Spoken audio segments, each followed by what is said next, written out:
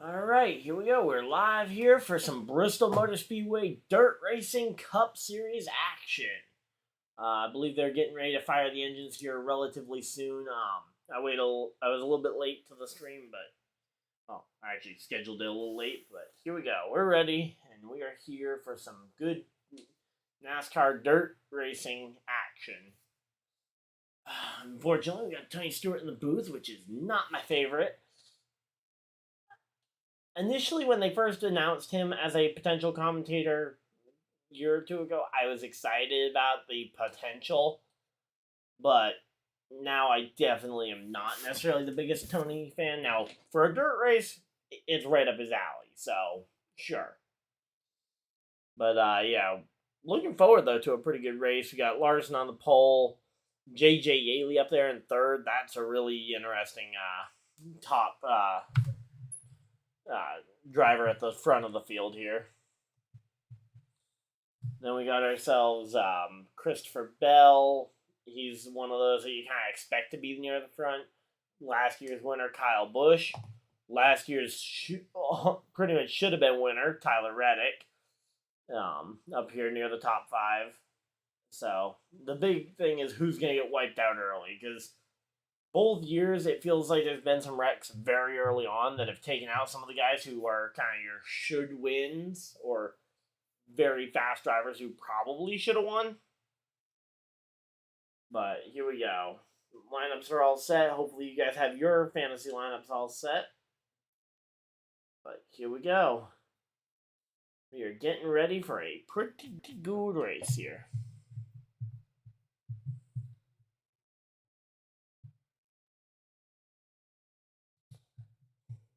Oh, there we go. There's Patrick. How's it going, Patrick? You're gonna be listening while you're driving for DoorDash. All right, nice. Multitasking at its finest. So here we go.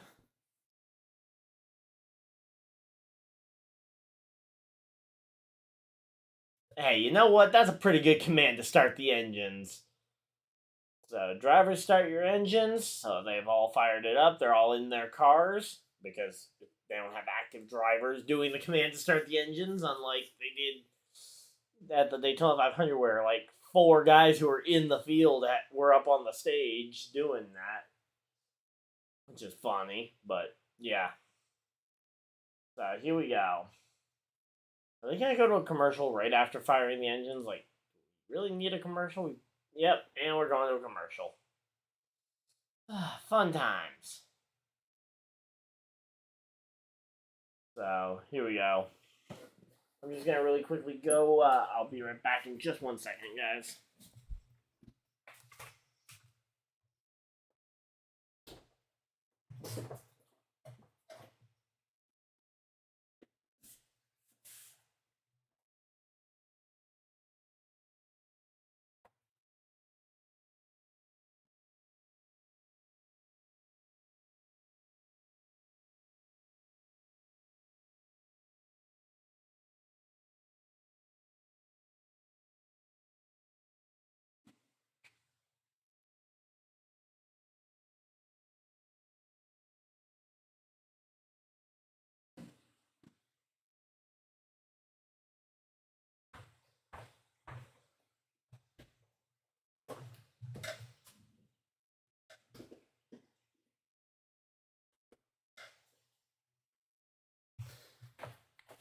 Alright, I'm back. I just need to get some water because it's gonna be up.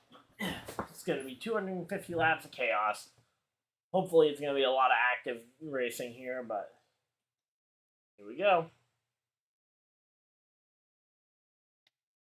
There's still a commercial, so not really missing much. Would love it if these commercials. I mean, I'm glad they're filling up the pre-race, I guess, with commercials rather than doing it on like lap 5 of the race. But yeah. So we got 75, 75, and then the final 100 laps to the checkers. So those are your stage breaks. I don't know about any other like pre-planned yellows, so we'll have to wait and see on that. But here we go. Uh-oh. Everything going alright? It appears to be going all right. Thought I saw a little warning sign pop up, but here we go. So we're getting ready though for a pretty good race. Should hopefully be green flag when we, or at least they should be pacing at least by the time we get back. Now that they've fired the engines, there's no reason to not be pacing it at least at that point.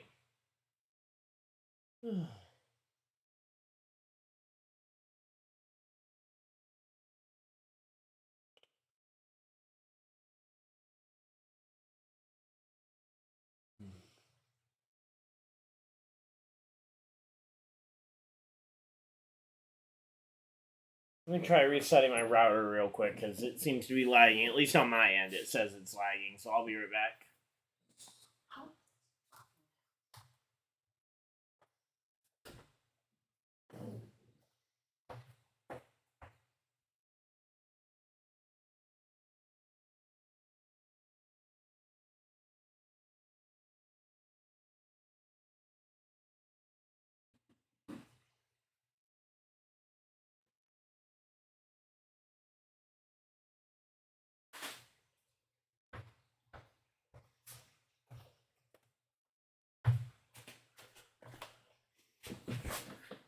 All right, here we go.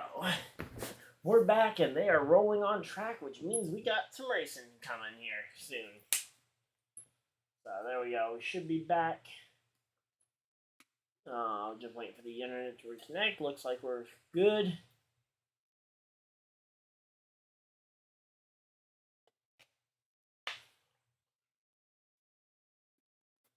So here we go. Here we go.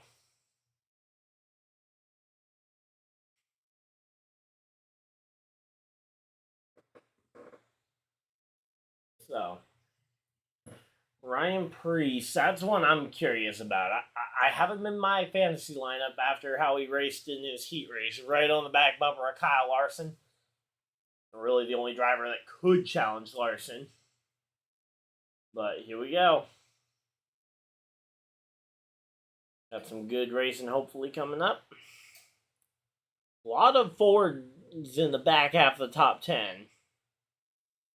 Really looks like, well, let's see, we got 4 Chevys, 4 Fords, and 2 Toyotas top 10, so fairly even mix.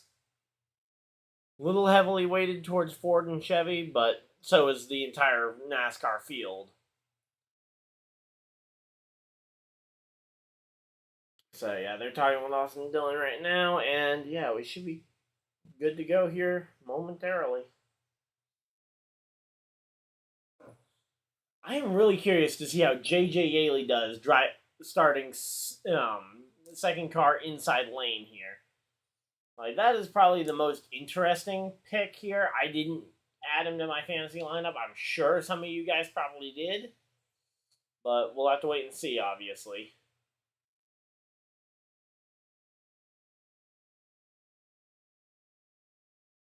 But yeah, JJ Yaley was only able to get to third in his heat race. Now, that's nothing to scoff at, but when you factor in that that's only about a quarter of the field, and it took him some time in that 15 laps to get there. Now, granted, he had plenty of time.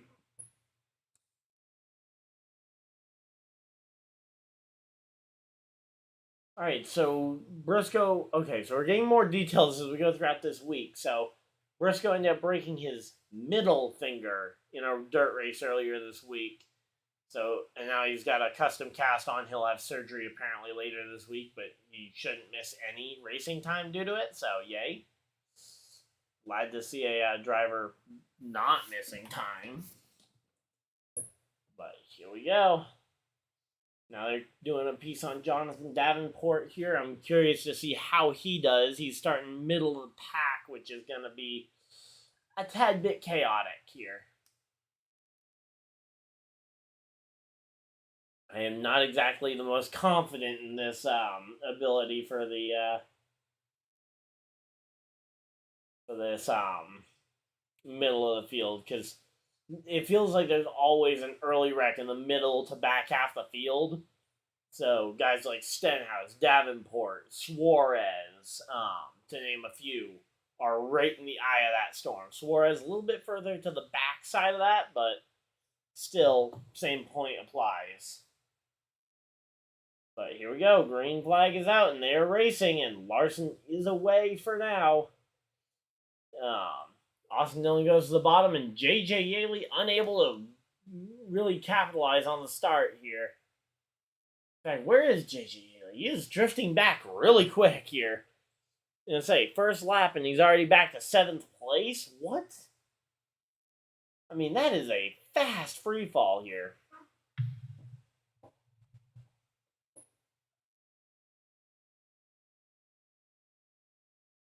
Yeah, they're trying to work in that high line already for some of these guys, especially the regular dirt runners. Let's say Yaley's also up there trying it, but let's say that top line is not the kind of thing to come in right away. But we'll have to wait and see. But yeah, I'm not sure about that early on running. All right, here we go. Here we go. I'm curious to see how this racing ends up going, but say, liking seeing Kyle Busch making his way towards that top 5. He's just outside of it right now. Reddick's on. He's been on the move so far. He's up to 4th place here.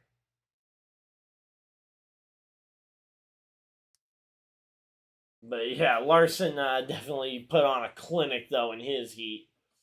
He went from 6th to 1st in the first corner and drove away from everybody but Ryan Preece. So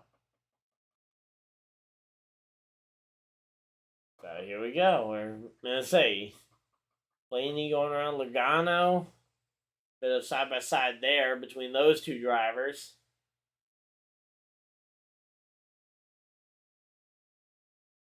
So here we go. Again, this is kind of one of those things where the racing quality will build as we go later into the night, because they've been kind of prepping this track for a night race, and the sun is still pretty prominent out there, which is a little concerning if you were prepping for a cool night start. But none of these drivers at 7 p.m. they shouldn't have been expecting a nighttime condition to start it off. But yeah, some of these cars probably are set up at the very least for the end of the race, as opposed to being set up to be the best car on lap 5. But here we go. J.J. Yaley has drifted back now to a 9th already. Oh, we got a challenge over the race lead. Austin Dillon was looking the inside on Kyle Larson. So Austin Dillon has stayed with Kyle Larson so far. Christopher Bell up there as well. It is curious to see how good this front of the field really is right now. In particular, again, Austin Dillon mixing it up with the dirt regulars. Because everybody else inside the top 5, wow, everybody inside the top 4 is a dirt regular except for Dillon. I thought it was Briscoe for a second, but no, that's Preece. Oh, and yep, there's the early wreck that takes out contenders, and around goes Joey Logano. So Joey Logano, he won the truck race last night. He won Bristol Dirt 2 years ago for the debut race, and he is around. Not a lot of damage, but what happened? So he backed it up to try and go underneath Bubba. Bubba spun. And yeah, so he just stacked it up. Byron also involved. And that was David Gilliland, it looked like. Or not David Gilliland. Todd Gilliland also stacked up in that wreck there. So, yep. So, early stack up here leads to an early caution. 2 Toyotas and 2 Chevys, and then 2 Fords in the top 6 spots. Yeah, makes for a pretty interesting stack up for the field. But yeah, so far though, yeah, this race definitely looks like the bottom lane is kind of the preferred one, although you do have quite a few drivers going up to that outside lane to try and make it work here. So here we go. They're at commercial break because we're under caution. Let's see. Let's check on the progress for some of the guys further back. So McDowell 13th. Bowman has made a lot of progress. He's up to 12th. That was one I decided to opt out of on my pick list. Stenhouse is up 2 or 3 spots. Davenport, where is he? He is still 21st, so he has made absolutely no progress. Crafton has actually made progress today, unlike he did in his heat race. He went straight backwards in his heat race. Corey LaJoy doing well in the Spire car. Again, didn't really do anything in his heat race. Suarez is up 4 spots. He's up to 30th. But yeah, so that was Todd Gilliland, Joey Logano that went around in that spin. We'll have to see. Bubba Wallace is showing as 15th on track, so we'll have to wait and see if that stays accurate. But yeah, should definitely be a interesting run here, though, to the checkers.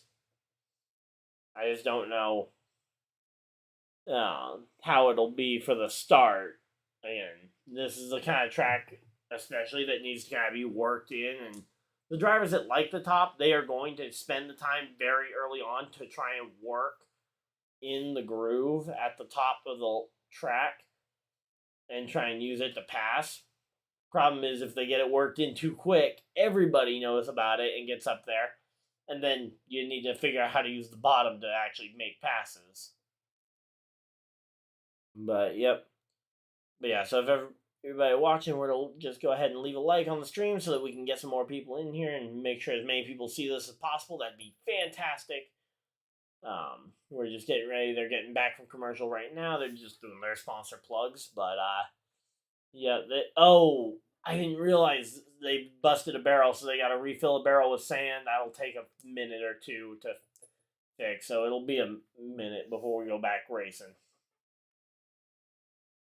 Because they gotta wait for all that to happen before they can open pit road for anybody who might want to go.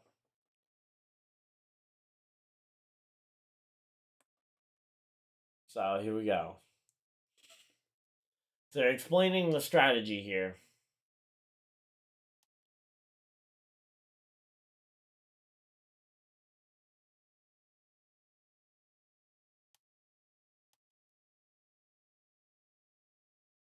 So right now they're kind of talking through the strategies. But yeah, pitting at the end of stage 1 is what worked for Logano last night. It'll depend on what the fuel mileage ends up requiring here. But yeah, I could see in terms of fuel mileage, I think ideally your perfect combination would be if you pit at the end of stage 1 and then you stay out to the end of the race to try and stretch it. That'd be great. Now, having fresh tires for the end, you could stay out to try and gain. Okay, cool. But yeah, and then if you run the first stage out, try and earn some stage points there, stay out to try and basically maximize stage points, and have some fresher tires for the end of the race. It'll really come down to how much will tires matter in this race. I don't know on that one how much tires are going to matter.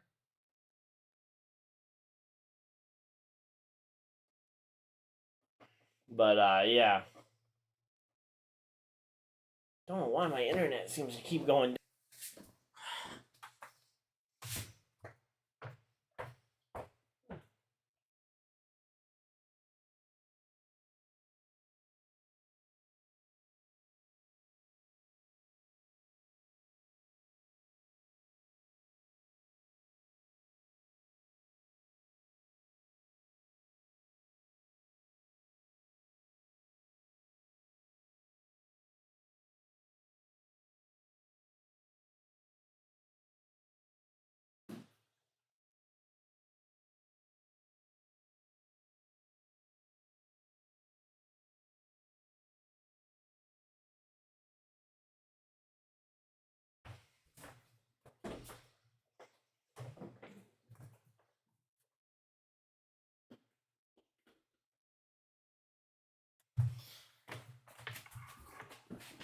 Alright, here we go. Let's see if that's a little better. I've got to reset my internet now twice during the stream.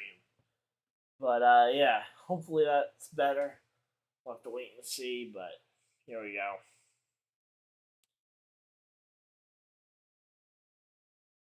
It looks to be running smooth.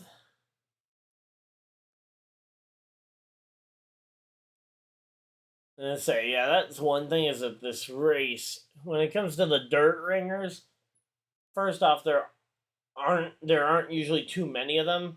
Granted, now we have had Larson in the field both times, but he was starting mid pack the first time and got piled up.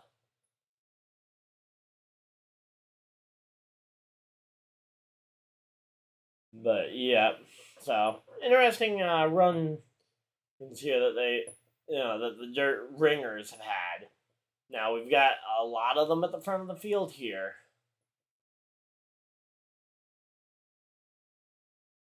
But here we go. So yeah, I'm curious to know what Logano said about that or who he blames. Because that's usually the person who can usually give you the best idea of what's actually to blame for a crash is talking with the driver who got wrecked. Oh, okay, so yeah, Byron not seeing what was happening in front of him also hurt the chance of getting through there, but yeah, it was definitely the spin from Bubba causing the stack up that led to that wreck. That one's not too hard. There are some other ones, in particular at like plate tracks, that tend to be a little hard to decipher who was actually at fault. So there we go. So Larson chose the outside along with Austin Dillon preferring the outside as the third place driver here. And Reddick chose the outside too, which is weird. Briscoe taking the +2 row. He moved up 2 rows from where he would have been had he chosen the outside along with the others in front of him. But there we go. Austin Dillon making it work. Clearing Bell for the moment. We'll have to wait and see if he maintains that.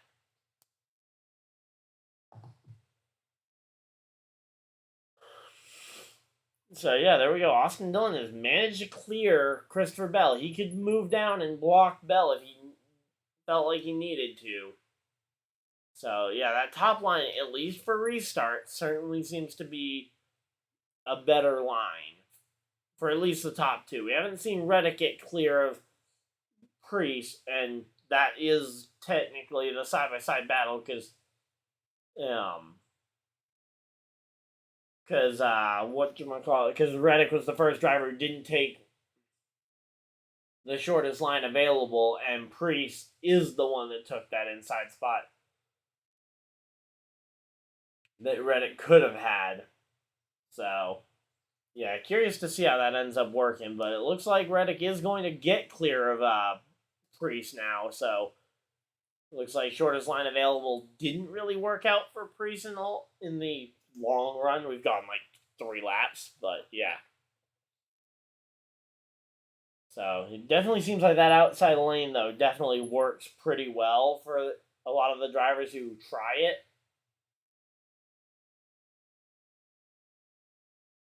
So here we go. Bubba is still... So yeah, Bubba did stay up in that top 15-ish area, so... Weird to think that Bubba was actually able to gain or able to maintain a lot of those spots when the rest of the people behind him didn't. But, JJ Ailey's down to 12th already, so he's lost like 8-9 spots already. Davenport is still stuck in 21st, which is not great for him. I do like seeing Mike McDowell hanging out in and around that top 10. I mean, I've been a big proponent. I think Michael McDowell, one of these days, will point his way to the playoffs without needing the win. Or at the very least, I think I wouldn't be shocked if he does get a win. But, again, he seems good enough at a lot of these tracks to almost points race his way there.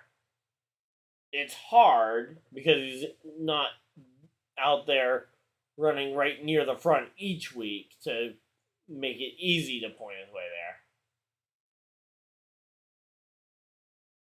So here we go. Kyle Busch up to fourth place. He just passed the guy that he took the ride of and the guy that he passed for the win here last year when Reddick got wiped out by Briscoe. So here we go. Yaley is definitely trying that top line, and he's trying to make it work, and it looks like that top line is starting to become a little bit more preferred for the drivers that are that started up there. At the very least, they are starting to make some more ground and dragging a few more up to the top.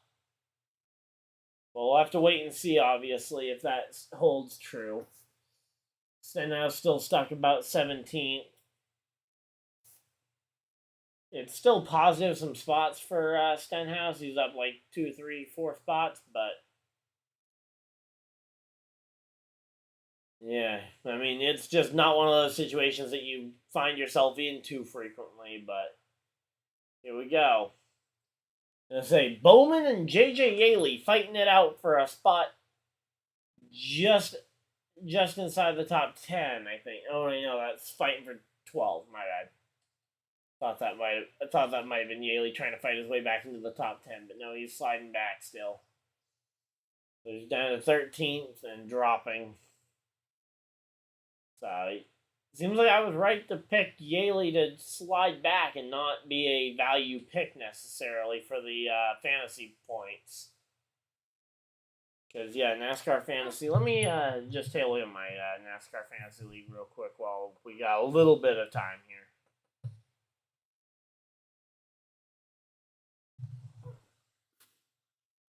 But, oh, wow, Bell is way up the track. He just gave up third place, to Kyle Busch. All right, first off, I'm moving Kyle Busch in for now. That way I don't forget to do it over Joey Logano. And let's see, live race results.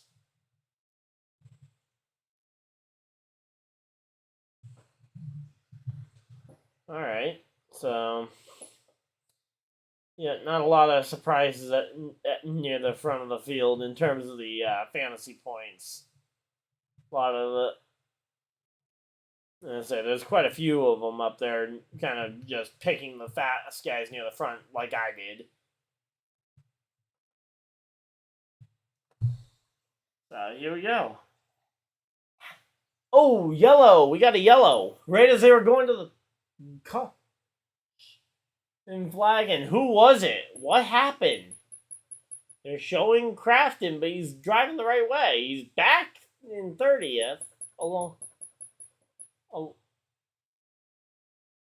It's like Crafton was up a lot of spots, so I don't know why he's backwards or why he went back so far, but he's driving the right direction. Let's see what happened.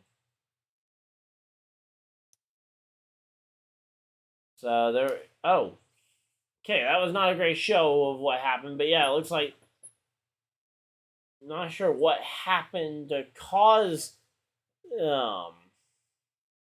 Yeah, they are not showing good replays. Hopefully, after they get back from the caution or back from the yellow flag, or the commercial break. I mean, once they get back from the commercial break, they better have a better angle lined up because, yeah, we still don't know what caused the 51 to spin out. We know it wasn't Logano, and we know it wasn't Todd Gilliland because they were both further back and got kind of surprised by it. So here we go. So there we go. How's everybody doing tonight? Who's everybody's pick for the race win? My early on race pick was I kind of had Kyle Busch pegged as I wanted to see him repeat.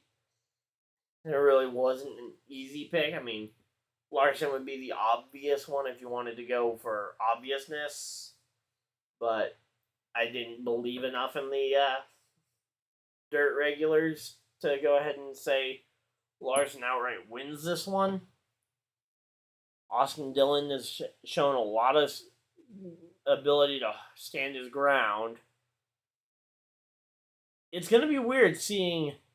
So I think Austin Dillon and Kyle Busch both take the inside lane. I think the two of them working together, they're going to try and time a restart together potentially. And then I think you'll see Bell and Reddick both take the outside lane. Potentially. We'll have to wait and see, obviously, but I think that's how I would initially say it, and I would see Larson going outside, then Dillon and Kyle Busch to the inside, and then Bell and Reddick to the outside again. So here we go. And then beyond that, it's really kind of hard to tell. I mean, whether the big question is whether you take shortest lane available or whether you take preferred line being outside lane. Especially this late in the stage, I think you might favor going shortest lane available, but you're still going to have 30, 35 laps when we go green, so I wouldn't necessarily say the shortest line available is the best option. I would say, but it depends on how high you value the shortest lane available. So yeah, showing the race progress bar. I will say I like that feature that they added in. It was just kind of a joke because the first race I saw them added in at was the Xfinity race at Atlanta, and that race was almost entirely yellow flag. So it looks like Crafton just lost it by himself up the track and ended up in front of Gilliland, who kind of moved Logano a bit. And yeah, they kind of all looped it around there.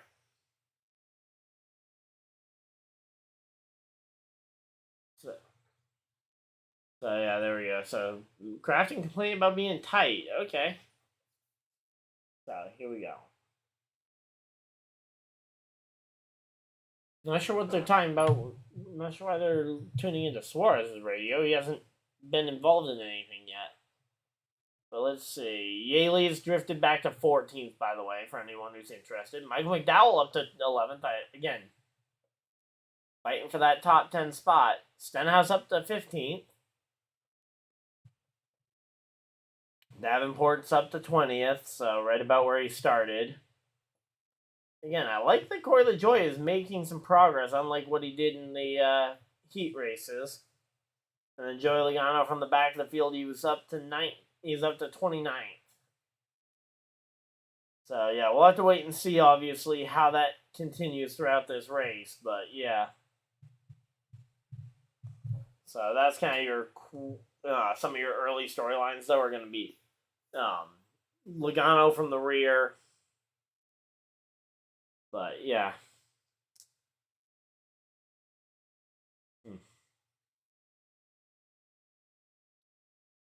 So here we go.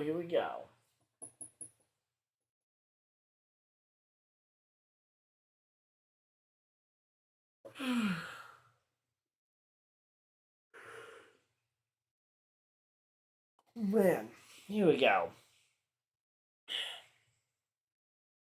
So here we go. All right, choose cone. Are we gonna get to see it, or are they just gonna do it without showing it? Here we go. Oh, they already did the choose. Yay!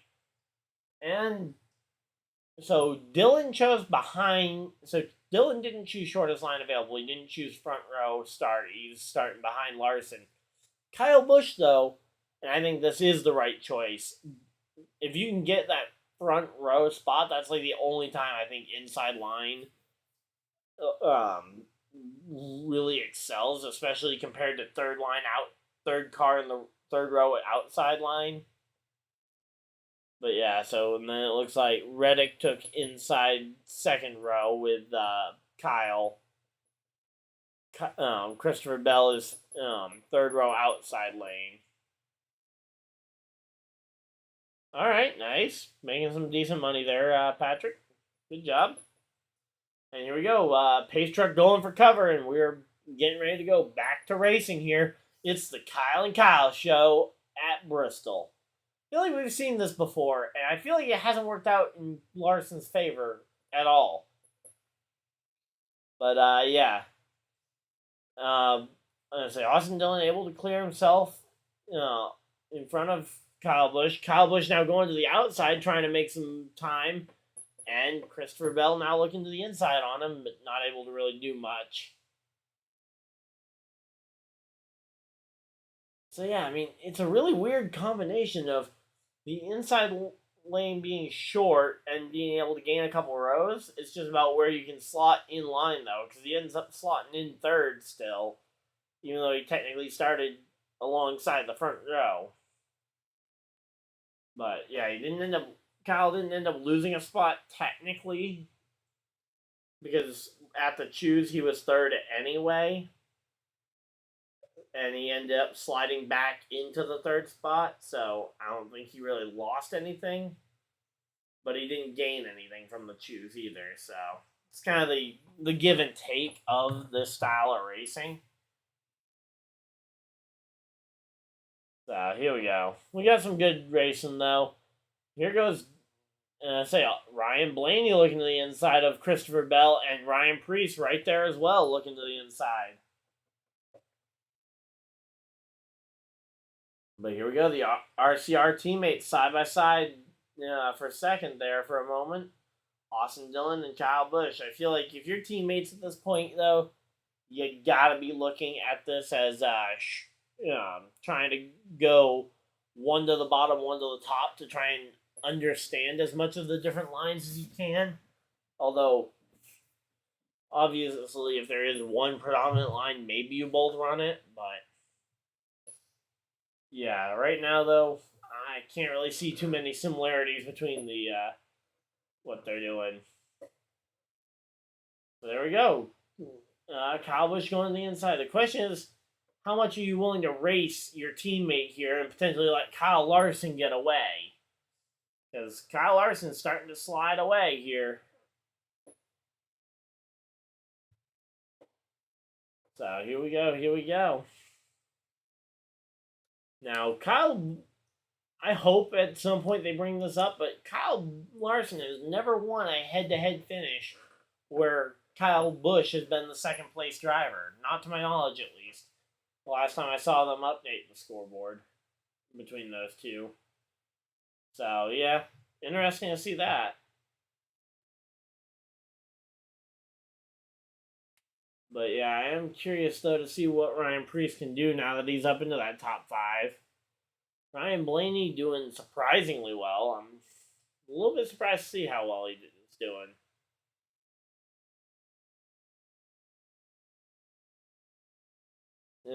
Ryan Blaney technically got a Truck Series win last night as a part of Lagana's spotting team, by the way. So that was a fun combo to have. And yeah, here we go. Dillon just let Kyle go. He seems to be faster than you for now.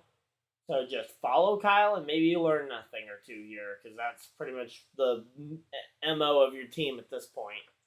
Is that you brought in a veteran championship driver to hopefully teach and let Dillon learn from one of the best in the sport. So, now granted, I know this isn't exactly a traditional race that Kyle would know a ton about, but where he seems faster right now, it might be better to just let him run. Rather than contest the spot, and again, letting Larson get away is the main thing. You don't want to let happen. Oh, Keselowski's around and we have another yellow. Yep. Brian Keselowski spins out and we have a yellow. So Keselowski with a single car spin, it looks like, again? What is up with the single car spins today? I will say I didn't know. I kind of said that there'd be a lot of yellows. I just expected it would be more multi-car crashes like that very first year when we had, in particular, I remember my fantasy lineup. I had Friesen in there and a couple of the other dirt ringers, and they were all in a wad on lap 5. Larson, Friesen both got piled up early. But here we go.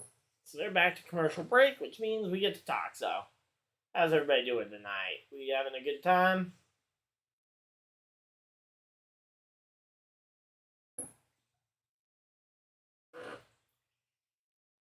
But yeah, so Ryan Blaney up into that top 5. He's doing a pretty good job of actually staying up there. Again, like Christopher Bell sliding back, so a little surprising that those two Toyotas, him and Reddick, couldn't make much happen on that one. Justin Haley up into that top. He's up to 11th. So that's not too bad. So I don't remember him having a great heat race. Michael McDowell slides back 3 spots from when we last checked on him. Stenhouse up to 13th. That's pretty good. Joey Logano back up into the top 20. Davenport still 20th. JJ Yaley has slid all the way to 22nd. So it looks like JJ Yaley might not have been the best fantasy pick. So anyone who got baited into picking him because of the qualifying run that he had, it looks like that car hasn't really held up in terms of competition over the course of more than about 15 laps.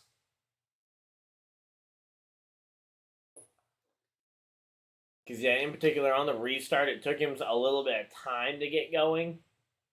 And we haven't had any sort of long run yet, and we're not going to, because at a max, we're going to have about 10 to 13 laps when we go back green here, so it's not going to be a long run.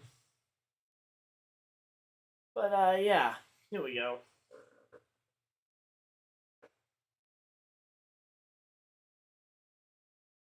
So, there we go.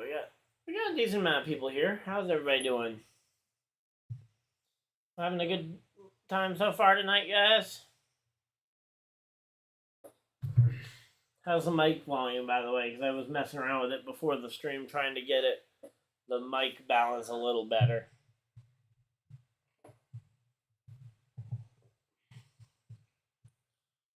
So yeah, it's 3 Chevys, 2 Fords, 2 Toyotas at the back. So still only those 2 Toyotas have really shown anything of value so far from the Toyota camp. Bubba drifted back at the start. Truex has made up some ground, actually. Ty Gibbs, not really much to write home about. Denny Hamlin, quietly 24th. It's also only the 6 Toyotas in the field today, so no additional Toyota teams from, say, the 45 or the 67 car that they ran at Daytona.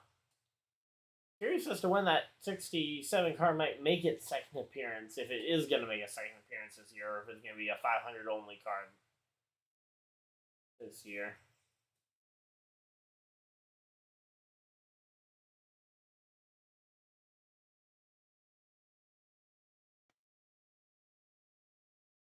So here we go. They're using a choose drone tonight, which is a little ridiculous.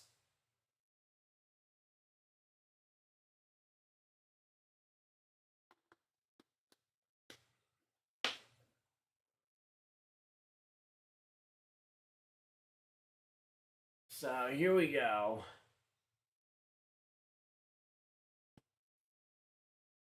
Still waiting to see so I didn't see how the choose actually broke down in terms of who chose what. Looks like Kyle Busch, he was second. Did he choose the inside lane again? Because if so, that might be a bad choice, because we've seen that outside lane not do too well. But they're doubled up and ready to go.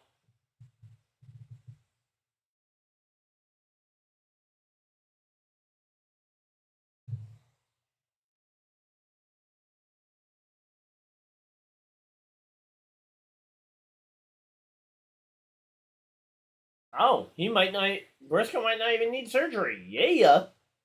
That's great.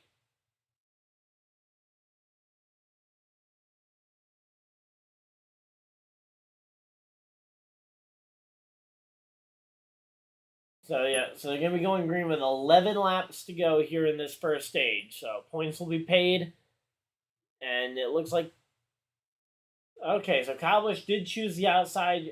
Austin Dillon went to the inside. So we'll see if Dylan can maybe do better than Kyle did in the same situation a few minutes earlier. Kyle is way up the track, though. Whoa. And that's going to allow Austin Dillon into second. I don't know if Kyle Busch is not going to want to let Dillon get those points. He wants as many of them as he can. But here we go. It's the Kyle and Kyle show out front. Kyle Busch back up into second place here. But Kyle Busch once again going really high. I don't know. That middle to bottom lane has looked faster on this restart here. I mean, he's trying it, which credit to him. He is going up there and using as much of the racetrack as he can. But I don't know. It did not look fast there initially when he tried it. He hasn't lost a spot, though, due to it yet. So I guess if it ain't broke, don't fix it. But I'd be worried. So here we go. Pretty good racing, honestly, though, so far. I'd like to imagine. Come on, Kyle. Let's see if we can get some stage points here.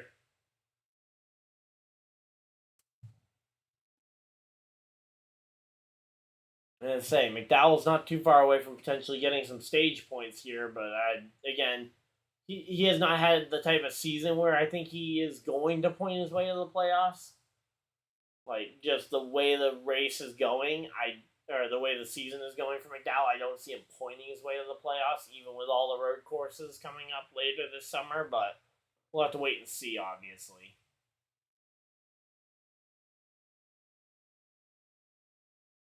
But yeah, Ryan Preece up to fourth place. That's not bad. And he's actually looking to the inside on Kyle Busch for third. Kyle Busch lost a spot to Austin Dillon off of the top side. So, again, Kyle just... I don't know why Kyle keeps going to the top here. Because I don't know it. I don't get it. Kyle, why do you keep going so high up there? You're not gaining time. You've lost a spot to your teammate, and now you're getting attacked from behind. Granted, he got a really good run off the corner that time, so maybe that's why. Maybe he knows something I don't, but so far, from what I've seen, that top does not seem to be it. But here we go.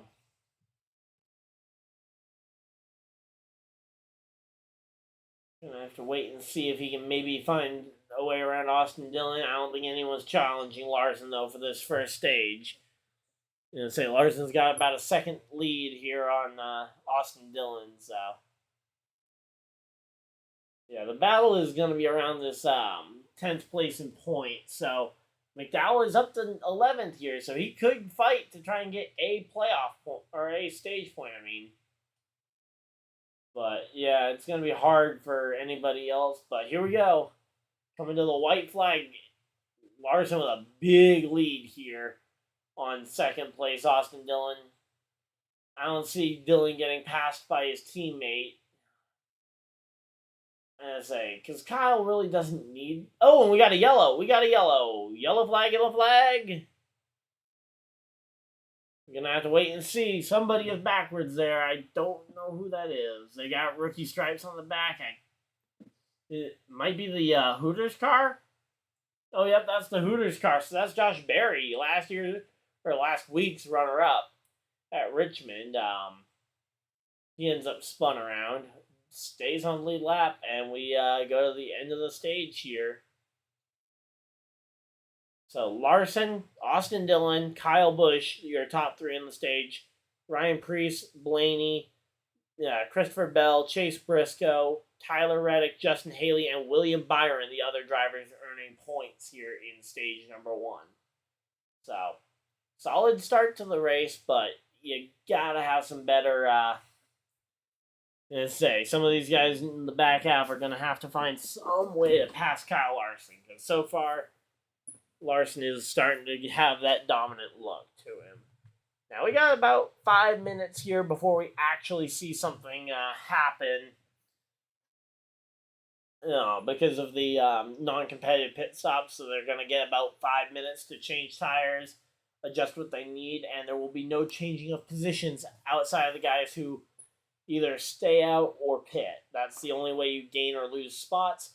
and you don't officially gain or lose them until we go back green. So, for example, let's say, no particular reason why I'm using this example, but let's say Kyle Busch stays out and the rain were to fall.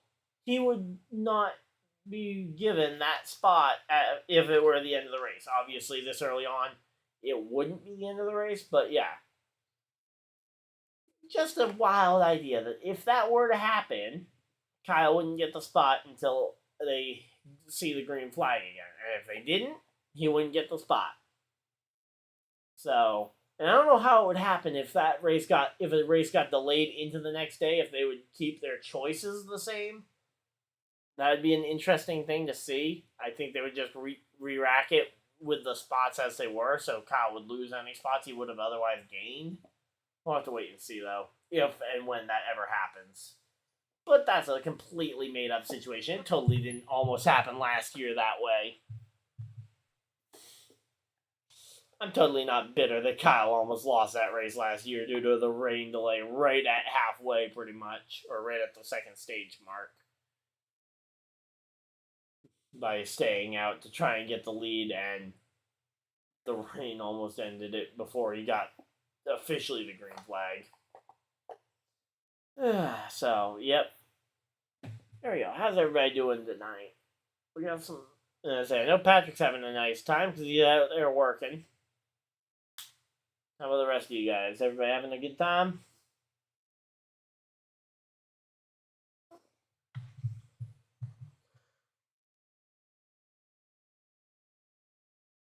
Let's see. Further down through the field. So McDowell and Bubba, 11th, 12th. At the yellow. Joey Logano, 14th. 15th, Amarola. Stenhouse fell back to 17th. Davenport, where'd Davenport end up? He ended up 23rd, so he lost a couple spots there late in the stage. J.J. Ailey, 26th, so again, it's just kind of the same thing. So it looks like Corey LaJoie and Eric Jones are multiple laps down. I don't know what happened to them specifically. I don't remember seeing anything happen to them, but I'm sure something did if they ended up laps down. But yeah, so those are kind of your storylines from further back in the pack. Kyle Larson leading the entire first stage, though. He has had a very fast car, and it's going to be tough to beat him when you can't even win a race off pit road to try and pass him that way. So your only passes are going to come from green. So your only lead changes are going to be green flag lead changes unless somebody stays out. But, and say again, I think the winning strategy could be pitting here and then not pitting at stage 2. We'll have to wait and see if anybody actually does that one. Hey, Patrick, how's it going? I guess we'll get Patrick's opinion here. Patrick, when it comes to strategy on the dirt race, do you pit after stage 1? Or do you pit after stage 2? Or do you pit after both stages, try and keep fresh tires on your car the whole time? I think the winning strategy is going to be pit now, get the tires that you're going to race on for the remainder of the entire event. It's a little risky, especially depending on what your tire wear looks like. Now, you could wait till... how are you looking on Fantasy? Give me a second to go check Fantasy Live. Live race results. Let's see. You are currently in 8th place. But I don't know if... Yeah, you're in 8th place. You're only like 4 points behind 6th. So you got some spots you can move up with just a little bit of shuffling around in the field, Patrick. But yeah. So you're doing pretty well, though. You're right about middle of the pack. But yeah, so right now So Reddick stayed out. Reddick, Bubba, Truex stayed out. Ty Dillon stayed out. What on earth are those 4 doing staying out? I mean, I can kind of understand that, okay, there's a Toyota trio here who are going to try and clog up the front of the field. But I don't know. I don't like the strategy of pitting only at the Yeah, on dirt. But yeah, I don't know what the best strategy is going to be, but I don't like the idea of not pitting and fresh tires is king. So you think so you would say pit after both so you would pit after stage 1 and after stage 2, losing track position to the fresh tires both times. I mean, here's my best case scenario. I pit at the end of the first stage regardless, no doubt. I pit at the first stage, and then I see how the fresh tires react in this stage 2 compared to the 4 guys who stayed out.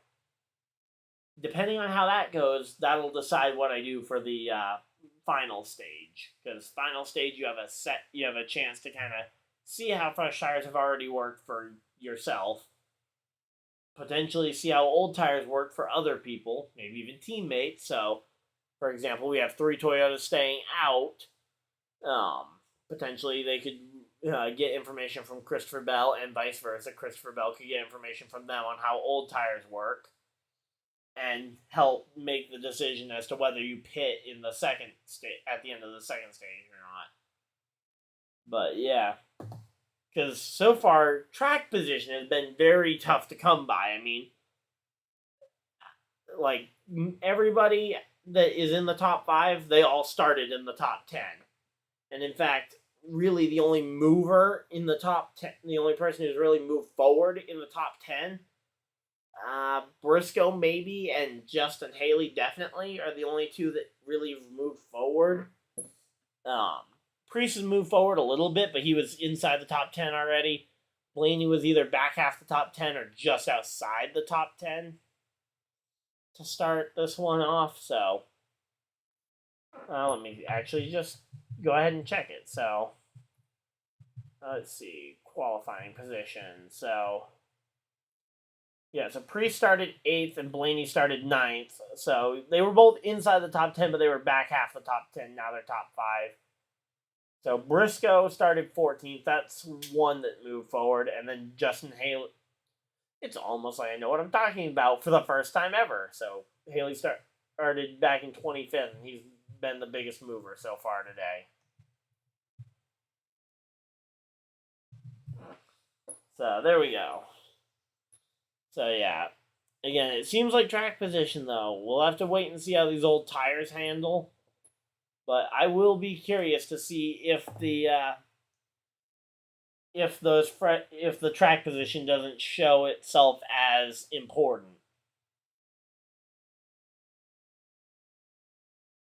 Kind of the whole thing is that, yeah, track positions, fresh tires are king, but so is track position, and where you can't gain.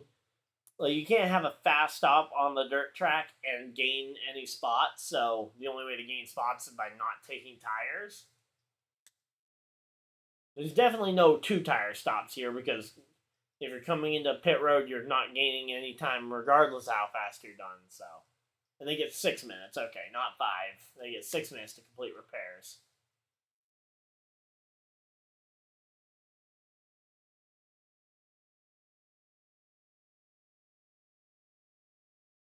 So you got 1 minute left to complete the repairs. But yeah, curious to see what ends up happening here.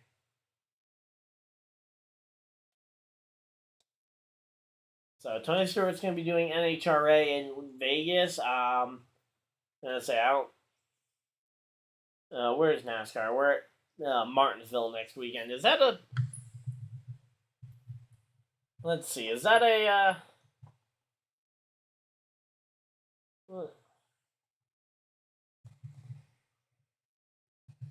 Let's see. Full schedule for NASCAR. I'm trying to remember if the spring Martinsville race is a Sunday race or not this year. It is a. It's a 3 p.m. start. So yep, 3 p.m. for the next 2 weeks. Then we have a 2 o'clock for Dover. I might be a little late to the stream on that one. So, but yeah, looking forward though to seeing how Martinsville, and definitely excited for Talladega after how it.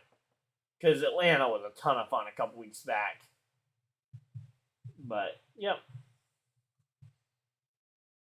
So, wow, those tires look fantastic, though. Looking at the tires that came off those cars, I don't think those tires are hurt much at all. So, we'll have to wait and see, obviously, how the tires act because we got old tires and new tires on the track together. But I say those tires look fine.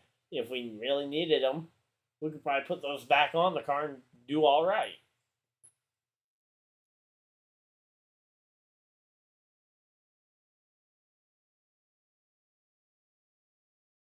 Yeah. So, and say if and say Tony Stewart's not worried about it, I'm not worried. So again, I think the track position is going to be a bigger factor, especially if these guys, let's say these front two, they go inside, outside. So, meaning that for Larson, the first car on fresh tires, his best option is outside third row. You can try and trap him further back. It'll really help potentially put him in some traffic. So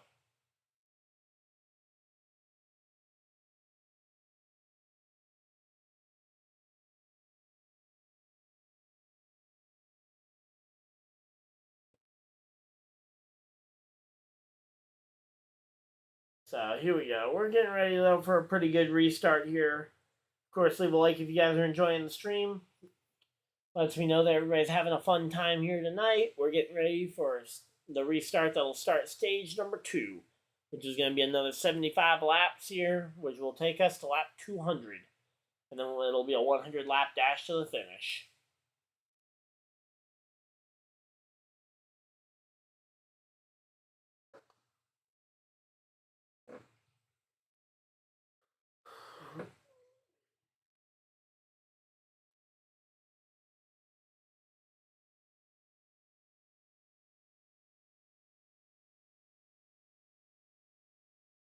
All right, here we go. We got some dirt racing getting ready to go.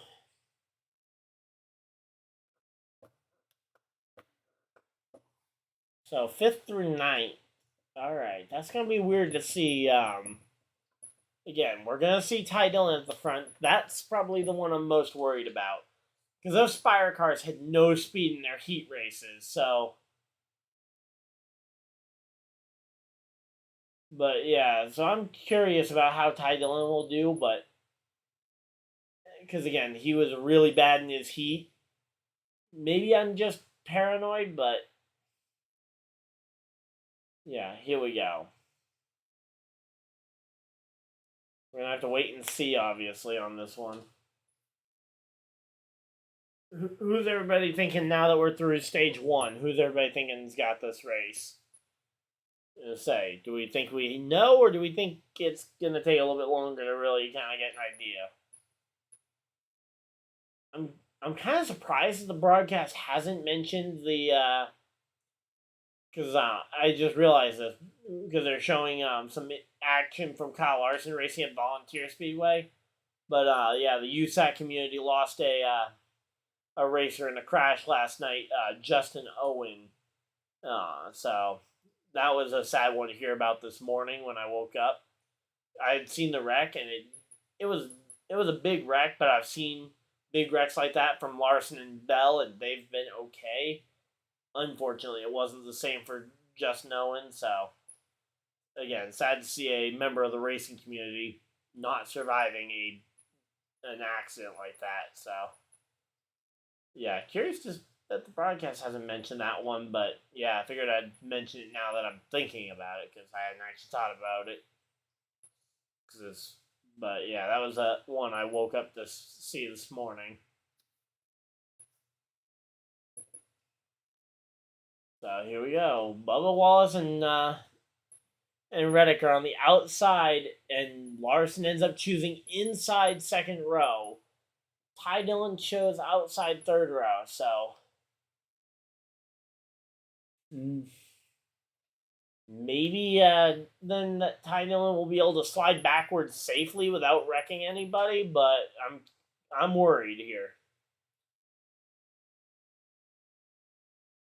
Uh oh. What's gonna happen here on the restart? Let's see. Oh, not Stenhouse. Truex is stacking up here. I just don't know. Kyle Busch going way up the track. Joey Logano in the fence a little bit further back. Those two 2311 cars able to make some ground, though. Looks like the track position is paying off, but yeah, Joey with scraping the wall here. And yeah, there we go. The three Toyotas have found each other, and they are teamed up, and it looks like... hey, Patrick, you know how you were saying fresh tires are king? I'm liking my track position call for this second stage so far. Again, I said I would pit here, and then I would basically do the opposite, so I would do what these guys are doing for the final stage. But we'll have to wait and see, obviously, because it's a long stage. We got 75 laps to figure this one out, but yeah, it's looking like the track position might be the way to go. And oh, Larson just pinched Ryan Preece into the fence there. And now Larson... Oh, okay, now Dillon trying to find a way around Ryan Preece. Larson trying to find a way around Ty Dillon here. Funny that two Dillons are both in the mix here. Christopher Bell here in 7th place right now. It looks like he's battling with Austin Dillon for position. There's a lot of position changing all over this track. Hard to keep up with them all. But yeah, lots of moving around. And oh, we got a yellow. What? Yep, yellow flag. What's it for? Oh no, it's Davenport. Jonathan Davenport is around. No. Jonathan Davenport spins it around. No damage though. Okay, what is it with these guys? How many cautions are we gonna have where one car spins out and somehow nobody else hits them? I mean, that's almost happened on most of these restarts.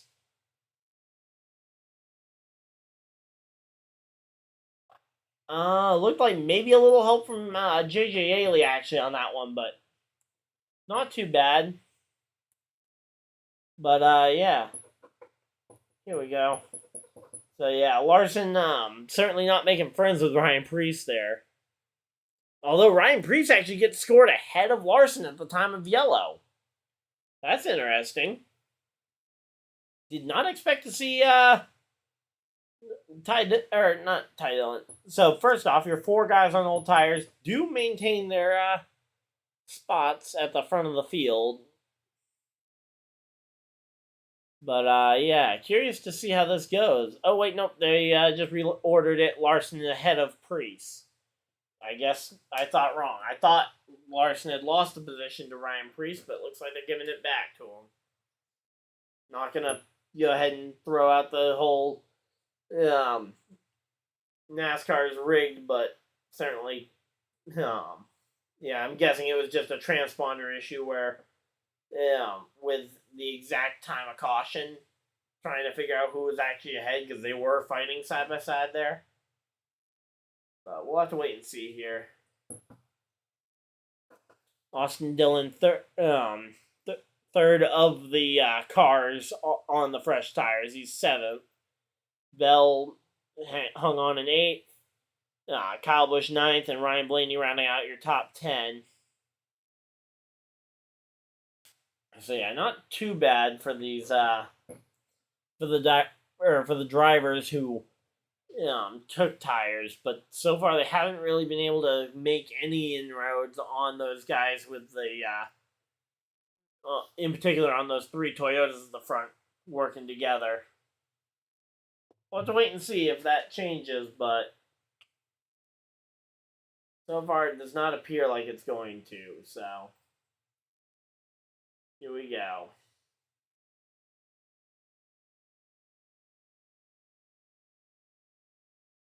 Here we go, here we go, here we go.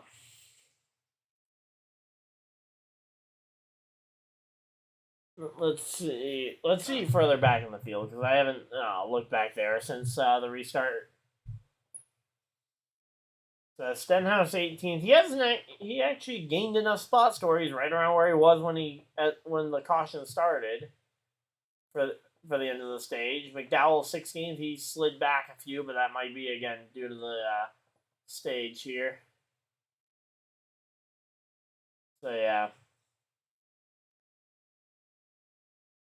All right, here we go. They're showing the replay here now. So yeah, Larson just slammed Priest up to the top. I don't know if he might not have heard that Priest was there, but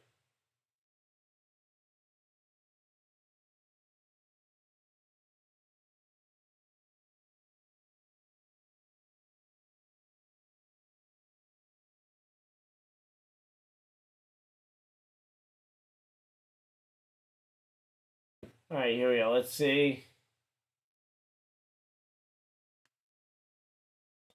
Yeah, sure. That's totally what Ryan Priest is communicating out the window there. But yeah, I was gonna say Ryan Priest not happy, and I don't blame him for being a little upset there.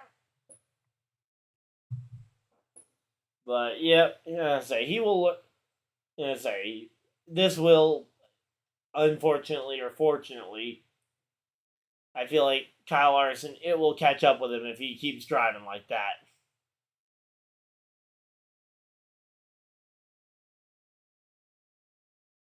So here we go. Here we go. We're ready for some. We're getting ready for a restart here. They did the choose. You got the 22311 cars up top, and you got Truex taking the bottom. Looks like Ty Dillon once again takes the third car outside lane. It worked for him last time to get up and take fourth place. But, of course, we'll have to wait and see if that reigns true again this time. Because Kyle Larson, I don't know how many times you can give him second car in the inside lane before he does something with it. Because Truex has stacked him up a couple times on that inside line, but I think that's just because he's trying to get in line third. So here we go, yeah. Hey, they're giving some credit to Michael McDowell, and we're got another yellow. What? Come on. Is this at least a good yellow? Come on. Like, can we get a yellow where somebody doesn't avoid everything? Oh, Michael McDowell spins, and he keeps it going. Hey, I'm glad to see Michael McDowell save it, but man.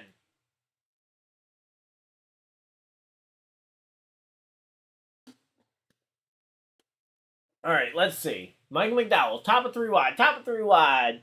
He's going, he's gone, he's around, and threads it through the middle. Ty Gibbs goes goes down the inside. Everybody avoids, and he stays out of Stenhouse on the outside. Amazing car control from not just Michael McDowell, though I will say amazing car control from him, but also great awareness from everybody around him being able to see that and avoid him. I did not think Ty Gibbs would avoid him. That was the big one I didn't think would avoid him. But man, I say, this is getting impressive with the amount of times we can see guys spin out and not collect anybody. But yeah, so that will put McDowell 20th here on the restart, which is not good. Though, actually, for a spin like that, it might be not too bad. The fact that he only lost like 5 spots on that.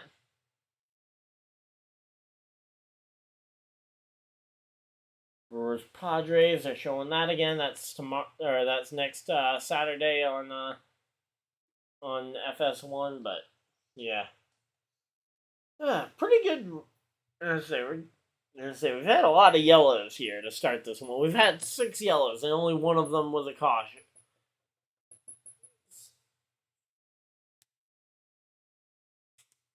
So they're telling people. I don't know if people are trying to be told to pass. Because I'm imagining with some of these yellows, with the cars being side by side, it is a little tough to figure out where everybody's supposed to be. Larson all the way back to 7th? Is that right?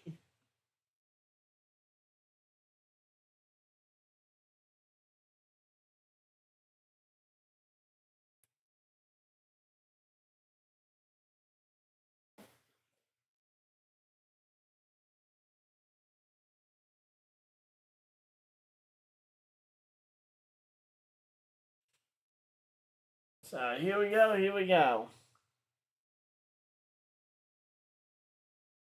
Wow, those are some big holes there starting to form in the dirt. Hopefully that's not going to be a problem for the drivers.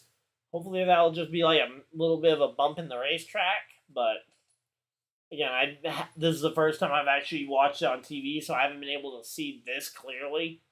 The track condition as they go. I've only been able to tell, like, okay, how gray is the bottom line getting? How dry is the top getting? How much freshly overturned dirt is there at the top to potentially use?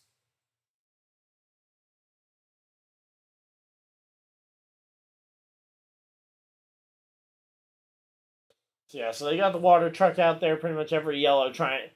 And I will say, every yellow last year, they had the water truck out there drying the track. Or not drying the track, but they had it actually watering the track, even under a rain delay, which is weird. But yeah, so they are very committed, though, to every time there's a yellow, they will send the water truck out there and wet the track, even if it doesn't really need it.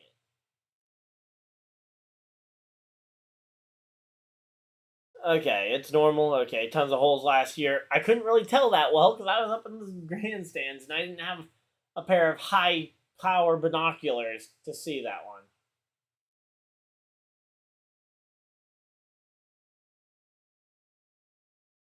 All right, so Kyle Busch and Kyle Larson both take the outside lane. Blaney gains like 4 rows to take the inside lane. The RCR Chevys will share row 4. I'm curious to see how this whole thing shakes out because, so, I mean, it's so weird to see.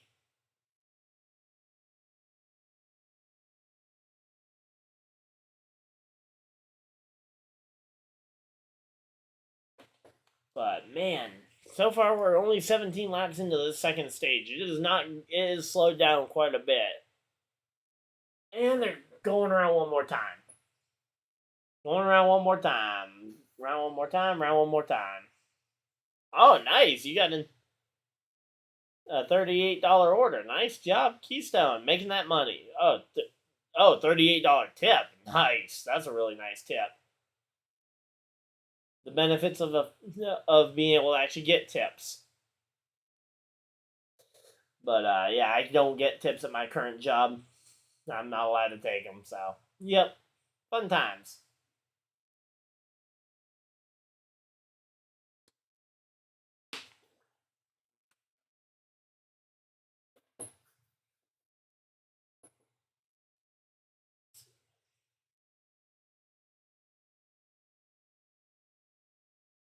And say, yeah, I think again they're showing these 3 Toyotas so far have shown that you can stay out and gain a ton of track position and keep it for a pretty decent while. The problem here is that we're going to see. Here we go, green, green, green. Yeah, the problem is again they're gonna get cycled to the back because they're gonna have to pit at the end of this second stage, and I think you're gonna see quite a few drivers stay out at the end of this second stage. Because so far we have not seen the track. We have not seen the fresh tires really prevail yet. Now, granted, we haven't seen a really long run yet. Oh, and Suarez is around, and we're gonna have another yellow. I am looking good on fantasy. I was gonna say it's not. Say about halfway through this stage is when I'll probably check it. How do we not have a yellow for all that? Logano was smoking. What on earth is going on here? Joey's car is smoking. Suarez was spun around, and we are still green flag.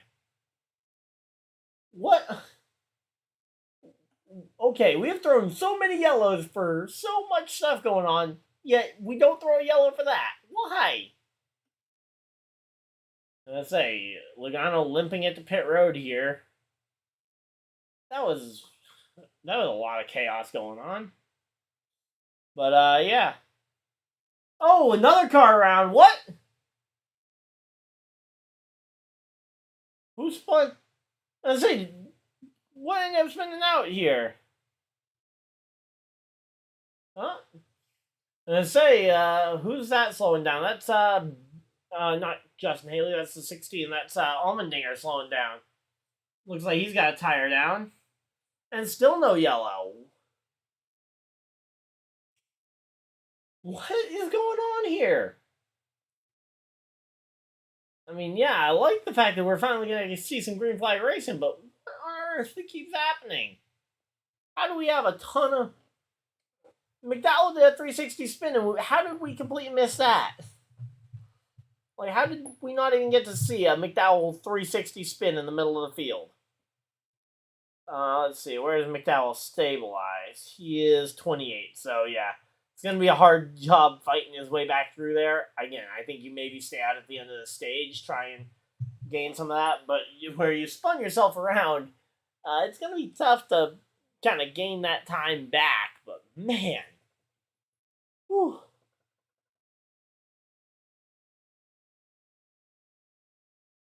Let's see, Kyle Busch up to third. So he has now passed both Truex and Ty Dillon, so we're starting to see a little bit of those fresh tires starting to make some inroads, and Ryan Preece spins around. There we go. Caution flag, finally. Oh, man. Got a little bit of spit on there because we have had a lot of chaos here. But, yeah, finally get a yellow, and I don't know what Logano's doing there, but we finally get the yellow flag for Ryan Preece going around right at the bottom of the track, but he was kind of right in front of people, so not a big surprise to see them throw the yellow for that. It's more of a surprise that they didn't throw a yellow for any of the stuff up until this point.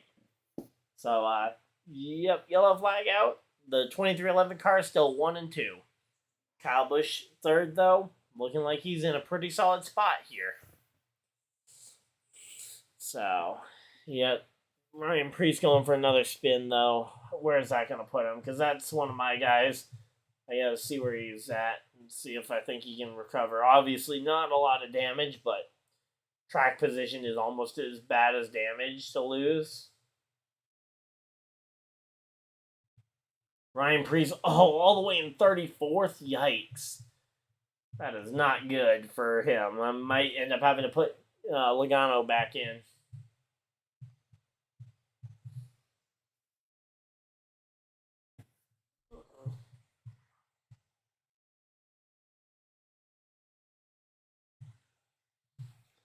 So here we go. Man.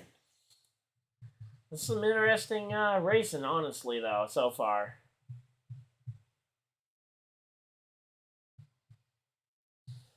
But, man, let's say again, I'm just...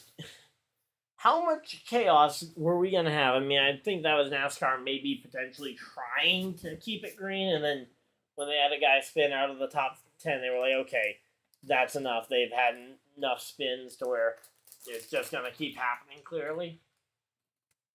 But, yeah, we got Martinsville coming up next week, so looking forward to it.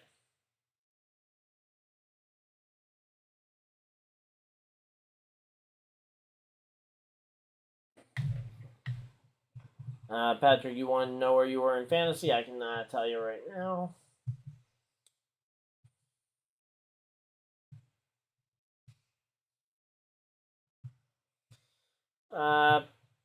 Oh wow, I'm in 10th place on fantasy.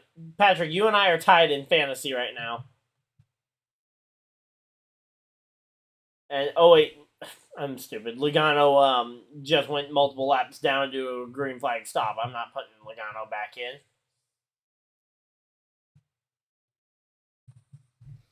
But yeah, so Patrick, you and I are tied in 10th place right now in the fantasy league. So, yep, fun times. Welcome everybody to the stream. We're under yellow flag here at lap 31 of this stage, lap 106 on the day. We're about 20 laps from halfway, so if there is a rainstorm, this race will be official after 25 more laps, although the chance of rain looks pretty low, even though the temperature is pretty cold apparently. So we'll have to wait and see, but here we go. They're back from commercial break, so we're going to get to see how the choose cone is going to line up here.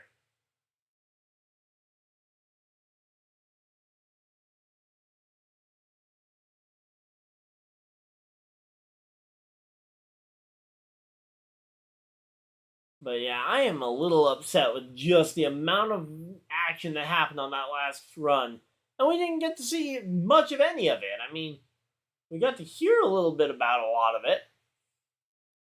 What happened here? So Ty Dillon. Oh, Ty Dillon shoved Kyle Busch into the fence. Oh, there's a broken tire on the back of Ryan Preece's car. We'll have to wait and see if that's going to kill his day. I say he's back on the track. We'll have to wait and see how his run, but he earned a lot of stage points there compared to Logano. So I will probably leave Logano in my garage, but we'll have to wait and see, obviously, on that one. We'll have to wait until we restart to see how Kyle Busch's damage is.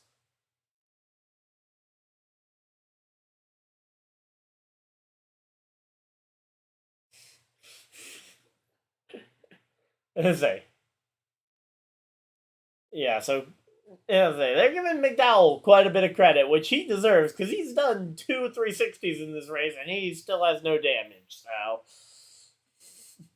sounds like some skill there.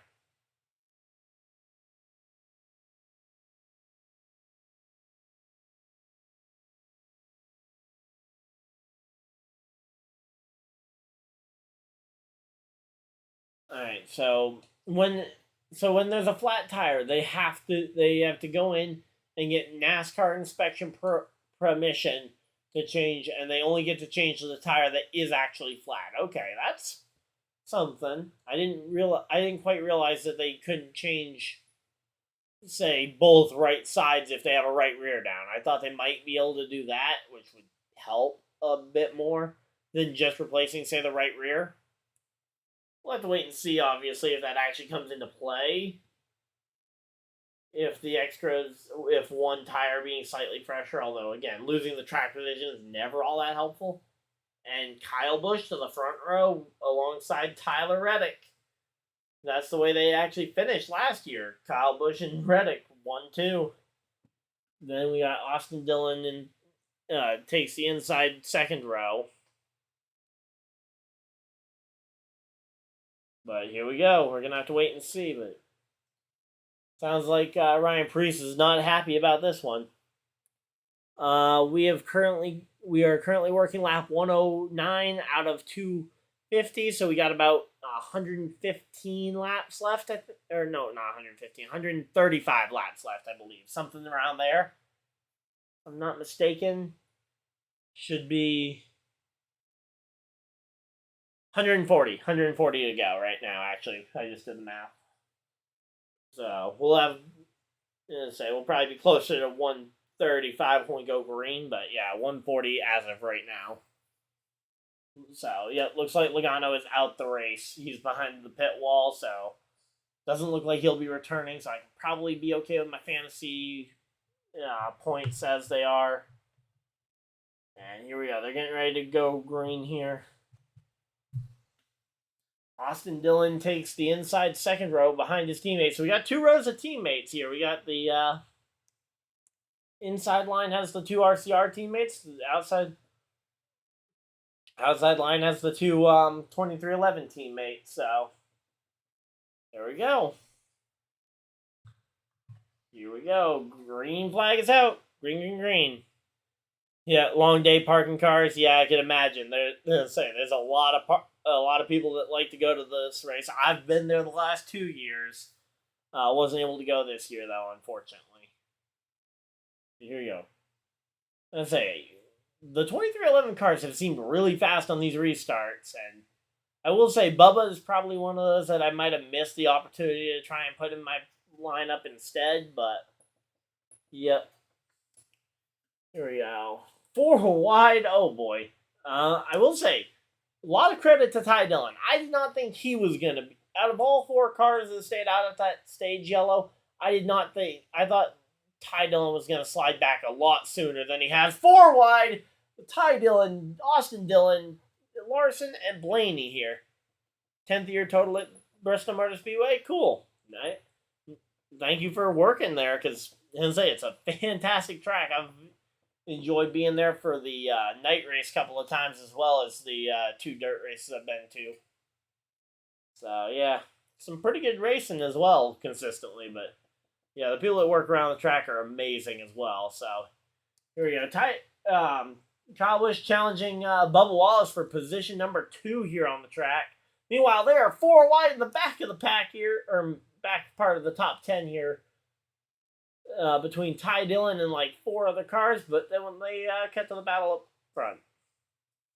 But yeah, we got Busch, Wallace fighting it out for that top spot there. Yeah, I mean, I live streamed I think it was ARCA practice last year at the track. But yeah, I would love to do that back at the track sometime, next time I'm down that way. Yeah, the last yellow, the fact that Priest got wiped out probably helped. I'm guessing you don't have Priest in your lineup then, if your lineup improved after this last yellow. But, yeah. Oh, and Larson just slammed the door shut on Bubba Wallace. Again, I don't know how long Larson will be able to do that without somebody paying him back for all these door slams that he's doing. But, yeah. Kyle Busch has stabilized, though, up into that second spot. He'll be right behind Reddick. Again, I'm feeling like the strategy to win this race, though, is going to be track position here at the end of stage number 2. So, as we're closing in here, we got about 5 laps to halfway. 3 wide here between Bubba Amarola and William Byron. And, Noah Gragson in the wall. 4 wide. Noah Gragson just tagged the fence and lost like 4 or 5 spots there in that split second. Stenhouse makes it 4 wide there with Ty Dillon, Bubba Wallace, and Justin Haley for just a moment. And they end up getting back down to 2 wide there, and they're back to not quite 3 wide. I thought Stenhouse was going to squeeze it in between Haley and Ty Dillon there, but not quite. So here we go. It's some fun racing, though, in the middle of the top 10 here. That battle is actually about 12th place right now. But here we go. Truex still holding off Kyle Larson, so looks like, about this point. Yeah, we are getting to that point about halfway in the stage, or actually we're a little bit more than halfway in the stage, so yeah, I'm actually going to go ahead and have my other fantasy lineup to in the Beat the Broadcasters League that I want to make sure I get changed out, that NBC does.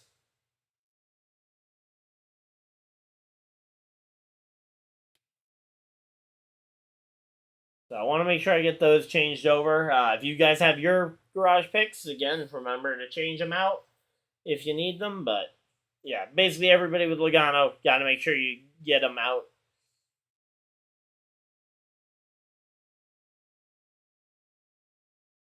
Oh, And we gotta I'm gonna have to go back to watching the race because sounds like stuff's happening. Hopefully at the next yellow I'll have some time to actually adjust my fantasy lineup. And there's the yellow. Thank you, NASCAR, for getting a yellow as soon as I asked for it. Brad Keselowski around again. Oh, man. So Brad Keselowski spins around. This will be a caution flag. A great time to work on setting your lineups and getting it all set. Ooh, a lot of fire coming out the tailpipe there for Brad Keselowski. Sure, his car's all right, but because it was only out the tailpipe. But here we go. Man, that was chaotic, and they're going to commercial break, which means I'm not going to miss anything if I go and actually do my lineup now. But man, I go to start doing it, and then suddenly all the battling at the front of the field picks up. But yep, this is some good chance to try and basically get a lot of your guys out the garage if you have, in particular, if you have Joey in your lineup, which I think a lot of people probably did. 2 top 5s in the 2 dirt races so far. I mean, he was bound to eventually have a DNF in the dirt. I just don't think anyone expected it, right now. But glad that it happened earlier rather than later.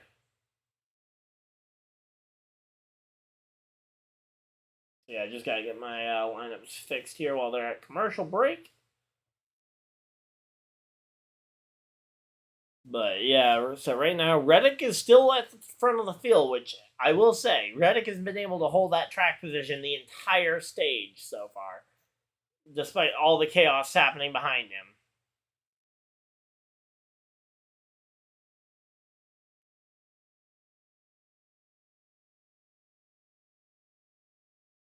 Trying to get all my lineups changed over because I'm in like 4 different fantasy leagues, so.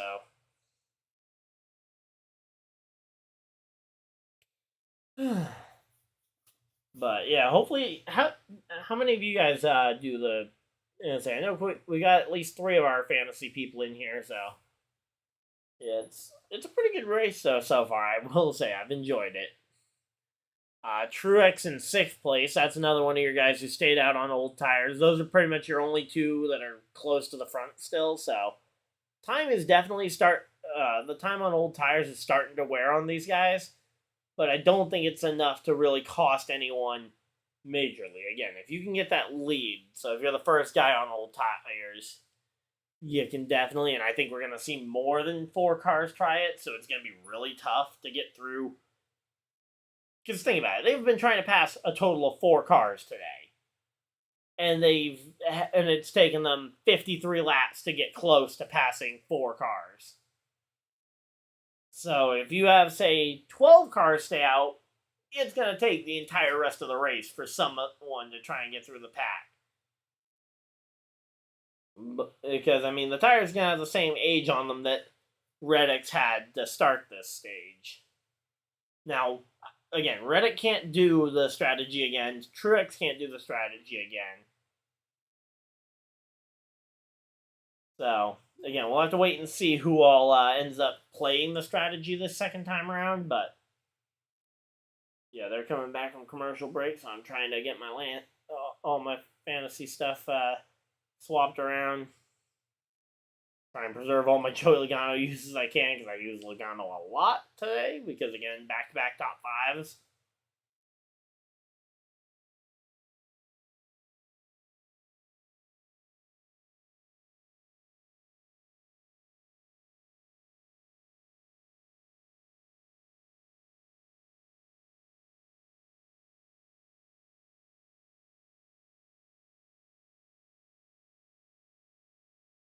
So yeah, they're showing the battle right now between Larson and MTJ. Larson slides up in front of MTJ here on the replay. There's not under the green flag, but yeah.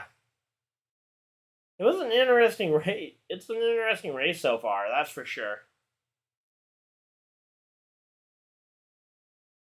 Alright, one more fantasy lineup. Come on.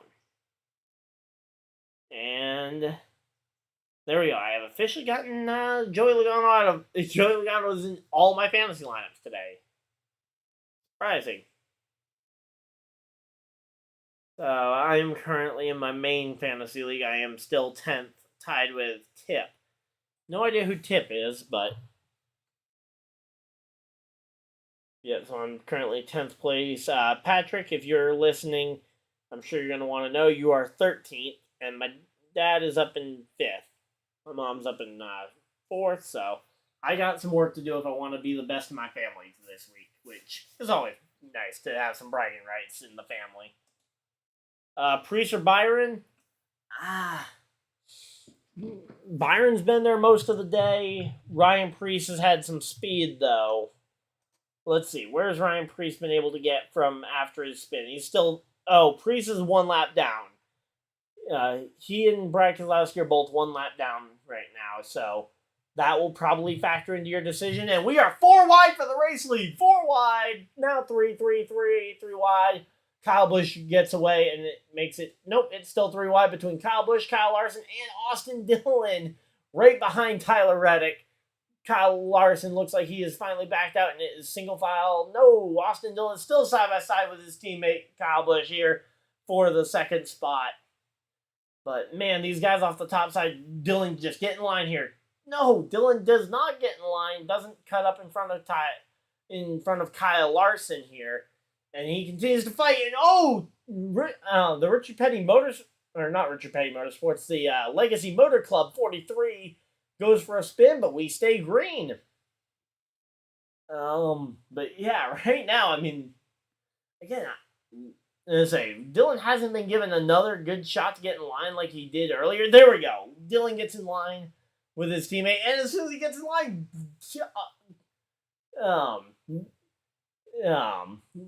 Kyle Busch goes for the slide job and gets by Tyler Reddick, and he is the leader at the line. But now Reddick on the bottom is going to try and do the same thing. He's going to try and slide in front of Kyle. Kyle goes for the crossover underneath. Now Kyle Busch has that inside line going into the turn. He forces Reddick really wide. Yeah, that's not really the cleanest move there from Kyle Busch. One of the rookie nobodies wins, so one of the part-timers. Really, I think the only part-timers, you have Matt Crafton, the 51, who is, I don't know how far back. And you've got Davenport, who has been stuck around 20th almost all night long. So yeah, that was definitely not the best move from Kyle Busch, but again, I mean, they'd been running side by side. I think someone was bound to do it. Whether it was going to happen from Kyle to Reddick or from Reddick to Kyle, one of the two of them was bound to go ahead and just be like, yeah, I'm done with this. But again, he laid off of Reddick enough to keep them from piling up into the wall. So, here we go. Kyle Busch back to the lead. Reddick second. Austin Dillon third. Kyle Larson fourth. And fifth is Christopher Bell. Justin Haley back up into that top 10. Hey, Patrick, did you pick Haley for your fantasy lineup this week? I know you were tooting his horn about him making the playoffs before the season began. And I say, Bristol as a first notch on your belt is a pretty good thing. If I'm not mistaken, didn't both Rusty Wallace and Kurt Busch notch their first wins at Bristol? I know that's where Kurt's first win came. Kyle's came at Auto Club, but didn't Rusty Wallace's first win come at Bristol? Oh, and here we go. 3 wide for the race lead. Tyler Reddick tries to take it back, and now the two RCR cars are side by side yet again for a second. So Austin Dillon on the inside, Kyle Busch on the outside. So here we go. And yeah, there we go. Old tires at the end of a 140 lap run for Reddick, and he's able to make the pass. So here we go. Dillon squeezed his teammate up there and make it. Yeah, you have to look it up because I don't remember for sure, but man. Man, these guys, they're putting on a really good show here. And I say, I don't know who else in the field might have gotten their first career wins at Bristol. I know Larson's came at the 2-miler at Michigan. Reddick's first win came at the road course last year, didn't it? Was that his first win? Trying to remember. Trying to remember if he won in 2021 or not. I feel like he had to have won in 2021. But yeah, here we go. Larson and Kyle Busch now battling it out for third place. Kyle Busch back on the inside here, kind of forcing Kyle Larson up quite a bit. And honestly, man, with all that rubber in the dirt, it's starting to look like a pavement track. I know it's not racing like one, but it's starting to look that way with how gray the dirt's getting. But yeah, you're gonna have a pretty busy night tonight trying to get with all the directing all the traffic getting out of the racetrack. And man, Christopher Bell now up into fourth place. He's now getting by Kyle Busch. I don't know if Kyle got damage in some of that contact that he made earlier with Reddick and Dillon and all them, but yeah, he's now gotten passed by Larson and now Bell for pushing him to fifth here.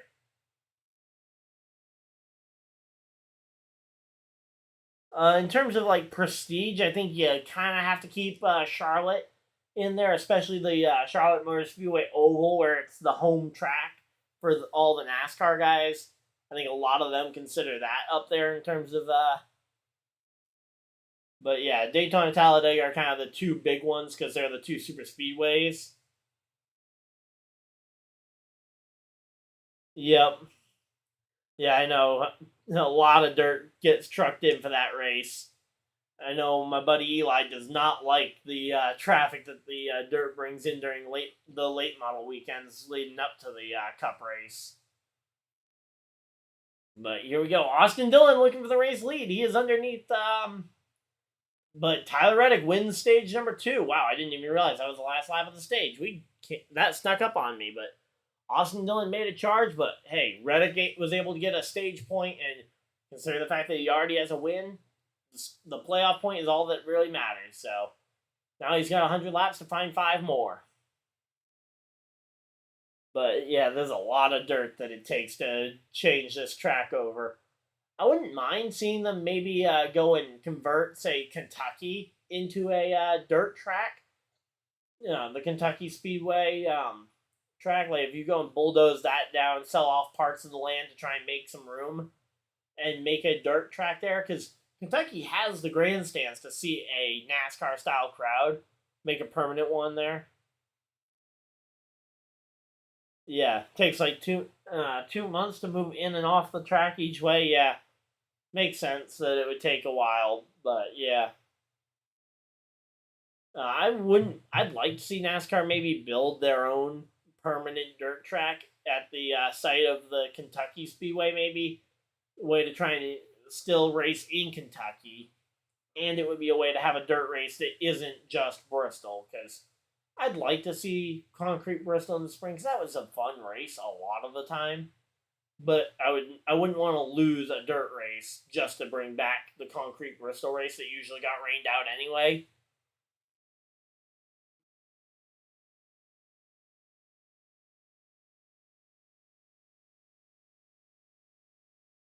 And I haven't seen. Last time I knew the Kentucky Speedway was still in position there.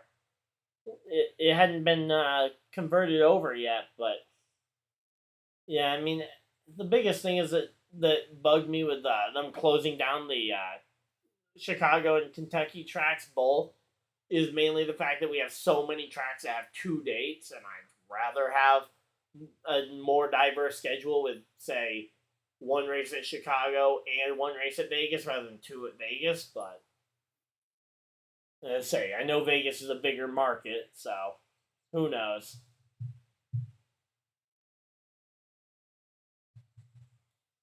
But yeah, it would be nice to still have a track in Kentucky.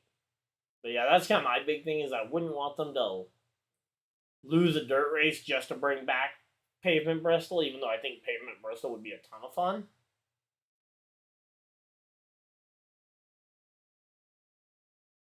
Kind of curious to see what it would happen if they built, say, a 1.5-mile size dirt track, because obviously the dirt track style is normally half-mile and smaller, but I'm gonna say covering Richmond over wouldn't be a bad idea. I mean, it used to be a dirt track back in the day, and honestly, the NASCAR Heat 5 version of Bristol Dirt's a ton of fun to drive.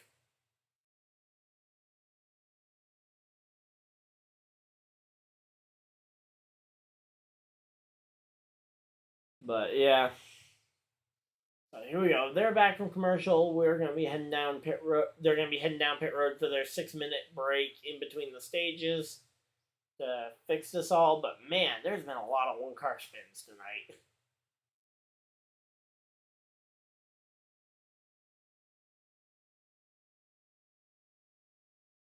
So So here we go. Oh, yep. There's the that's the bubble wreck. So here we go. We got 100 laps left in this race. We've had 3 lead changes and 3 different leaders. So Kyle Busch led 1 lap. Reddick led a lot, and then obviously Larson led the first 75 in the race. So there's not been a lot of lead changes. That's the big thing.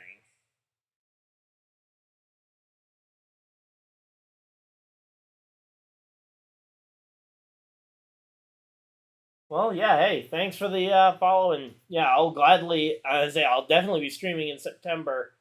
I'm doing this at every rate for all the Cup races and a few select truck and Xfinity races throughout the weekend. I might look into maybe seeing if it'll be feasible for me to try and do 2 or all 3 races potentially during the September weekend for Bristol, because Bristol honestly is one of my favorite tracks. And I probably won't be at the September race for Bristol, so. But yeah, so we'll see when the time comes if we get ready for that. Ty Dillon, he managed to stay all the way up into 11th place despite all that. So, we got Martinsville next week. I'll probably only be doing the Cup stuff for that because I'm guessing Trucks and Xfinity start really early. Let's see, when do Trucks and Xfinity start next week? Schedule. Let's see. Next week. It's a 7:30 Saturday night race for Xfinity. I might stream that one. We'll see. And then let's see. Trucks are at Martinsville. Let's see. Is that a Saturday early afternoon race? No, that's a Friday. That's a Friday night race. So I might be able to. I'll see about doing Trucks and Xfinity next week, but I'll definitely be doing Cup. Then Trucks have Talladega weekend off, so that's gonna be fun. But yeah, All Star Weekend is gonna be a ton of fun as well. So, but yeah, let me know if you guys would like to see me do some more Truck and Xfinity broadcasts. I did Trucks last night, which was a ton of fun with all the dirt racing. Getting used to also the style of racing that we were going to see, which was a lot of Joey Logano. Ironically, not a lot of Joey Logano tonight, out early. But yeah.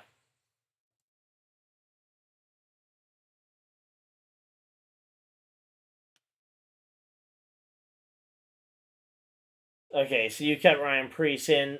I think good good bet if you think he can get back on lead lap. Let's see. Is he free pass at this yellow? No, he is not the free pass. Oh, yeah, he's back on lead lap. So Ryan Preece is at least back on lead lap. He can maybe do something. And yep, now they're doing a piece on Justin Owen, which, yeah.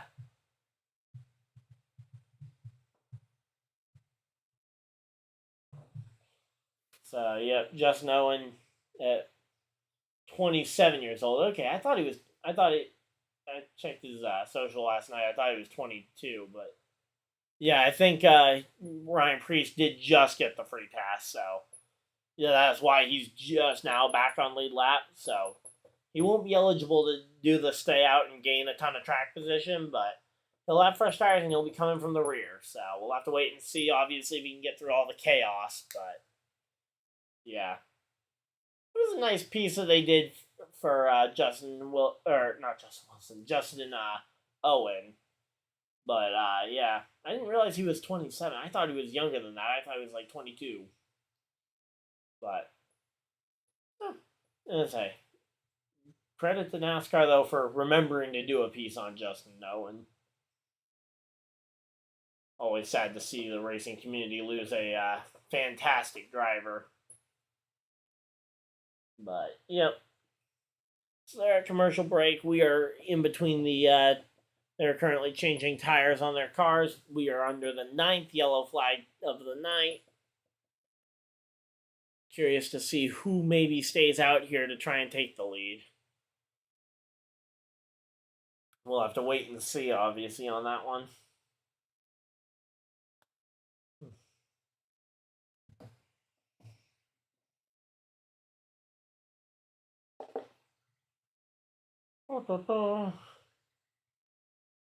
But yeah.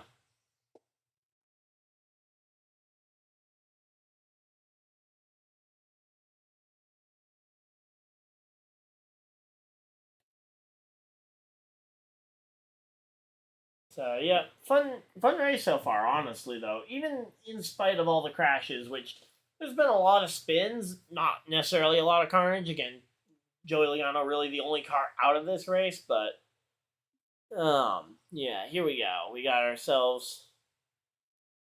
Say again, the leaderboard isn't all that helpful right now because, of course, it doesn't update. Yes, I didn't really go through most of the field. So Reddick, Austin Dillon, Kyle Larson, Christopher Bell, Kyle Busch. You guys can see the guys who got stage points. Briscoe there, 6th, 7th, Truex, 8th, Blaney, 9th was Justin Haley, and then Amarola managed to squeak 10 points out there. Or not 10 points, but the final stage point in 10th. So here we go.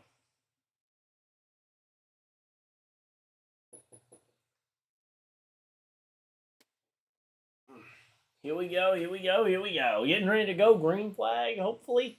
Soon, at least. But how's everybody doing tonight? Who's everybody's, I guess, 100 laps left. Who do we think's going to win this thing? Do we think Larson finds his way back to the front? Do we maybe see Reddick or one of those 2311 cars that looked really fast? Do we see one of the RCR cars that both look really fast tonight? Austin Dillon, he's shown speed. We've seen Kyle Busch at the front for one lap. I'm curious to see who we might see get this race with. Patrick, when you get a chance, you want to make a pick for who you think is going to win this thing? I know you're driving, so you might need to. It might take you a minute to respond, but yeah, let's see. Tony Stewart and them, they're all up in the booth. So are these the guys who stayed out, or I don't know if these are the guys who stayed out. So we'll have to wait and see, I guess. So points tonight, Austin Dillon and Kyle Larson have the most stage points. Then Kyle Busch, Reddick, Bell, Briscoe, Blaney, Ryan Preece, Justin Haley, and MTJ are the guys. So, Keystone, bonus points for you with taking Preece. You do have some bonus, about 7 playoff points, or 7 stage points to help you out there in that fight between him and Byron.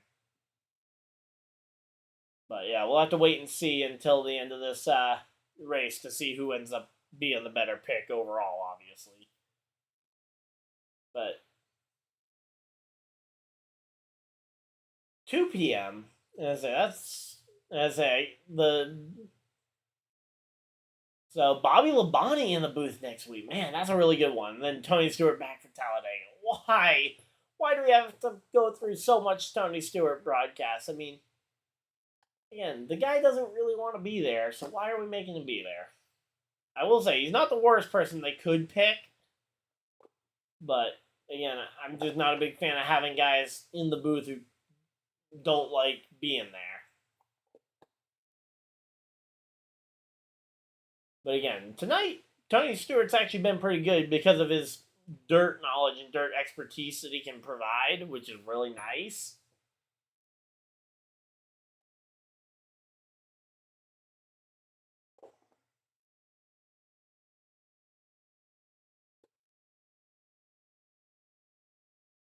So Bell was the first car to stay out. So we'll have to wait and see who all stayed out here and who all got tires. Again, we saw Reddick was able to win the stage after staying out, but obviously you couldn't do that this time. Let's see, where's McDowell at? I like McDowell. Where is he at?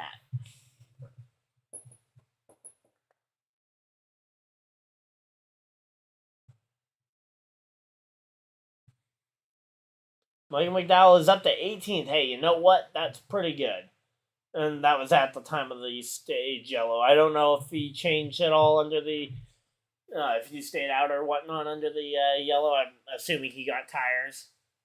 But there we go. Stenhouse with some dirt background. Bowman with his dirt back. Reddick in a midget.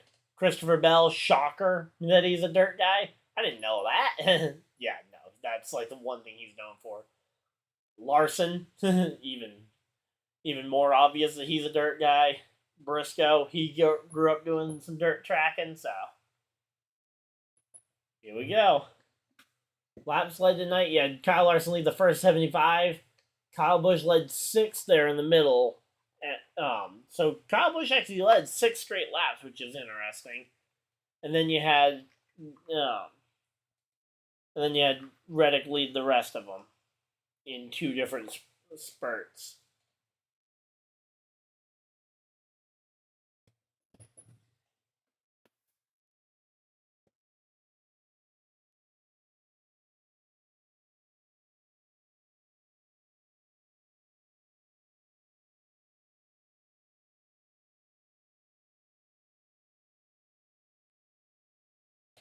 So here we go. We're getting ready to go green here.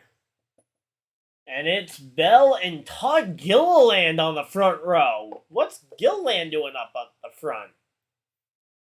So here we go. Green flag is out, and I don't see Gilliland. And so Gilliland's got some damage on that thing from earlier with he got into it with Logano. I don't see him having the speed to really hold on up here. I said the same thing though about what's his name? Ty Dillon last stage, and Ty Dillon really outperformed my expectations. But this time I see damage. That is not a good look. But here comes McDowell up there. He stayed out to gain some track position. He was 6th at the line the last time by. I think he lost a couple spots, though. We'll have to wait and see, obviously.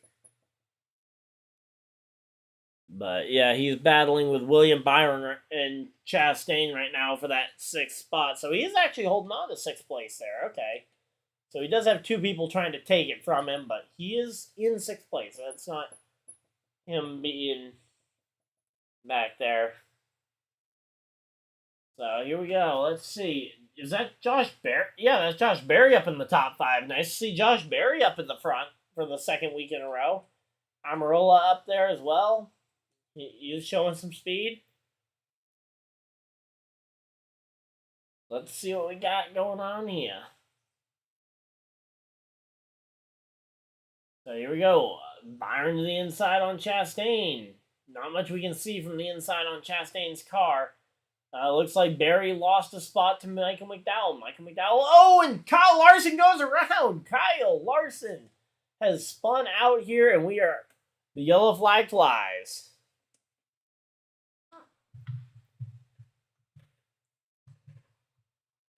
So, not sure why the leaderboard hasn't updated yet. Maybe they haven't crossed the line, but yeah, there we go. It flipped to yellow there. But we've got a yellow flag out. And Christopher Bell is your race leader. Todd Gilliland, Michael McDowell looks like he was 6th at the time of caution. No, I was hoping he was going to be top 5 there. Kyle Larson brings out the 10th yellow of the race, and that is not good. But, why are we doing a side-by-side yellow under, or a side-by-side caution under it? But this is a little disappointing to see a side-by-side commercial while we're not even under green. But, yeah, here we go.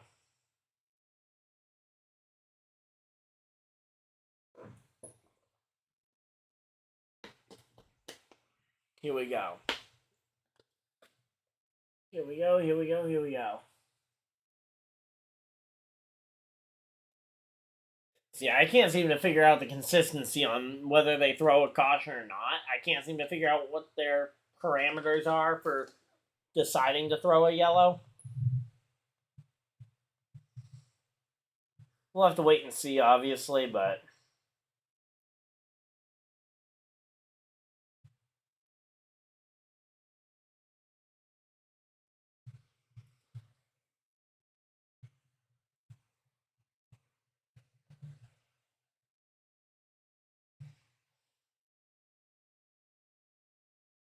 Oh, here we go.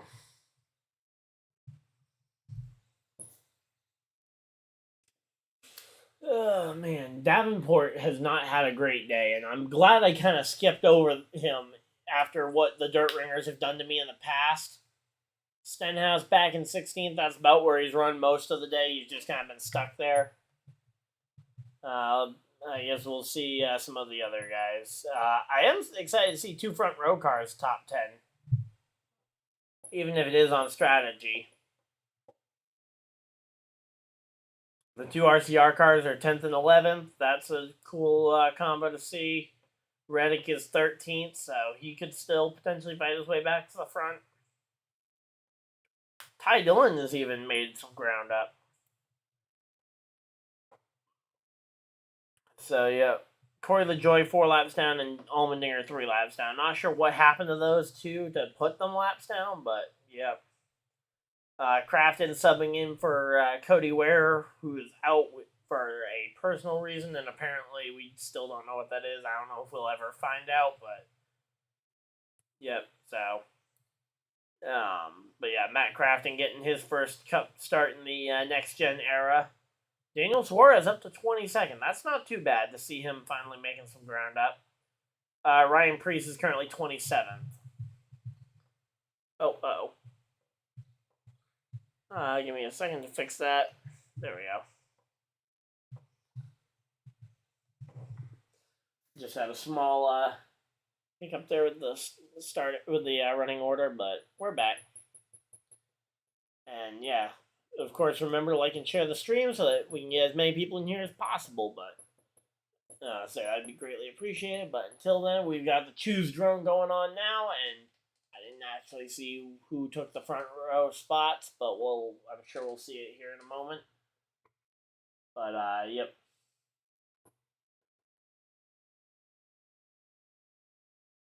All right, here we go. Say Patrick's cheering on Priest because these guys. I know you're not only a Priest fan, but you also picked him for your fantasy, and they're hoping he can outperform Byron. Byron, by the way, is currently 8th place, so that's the target. Now, granted, if you can get within 7 spots of him or so, you can get those spots because Byron didn't earn any stage points, I don't believe. 3-time Chili Bowl winner, 3 in a row Chili Bowl winner for Christopher Bell. I gotta say, the celebrations for Bell in the Chili Bowl are amazing.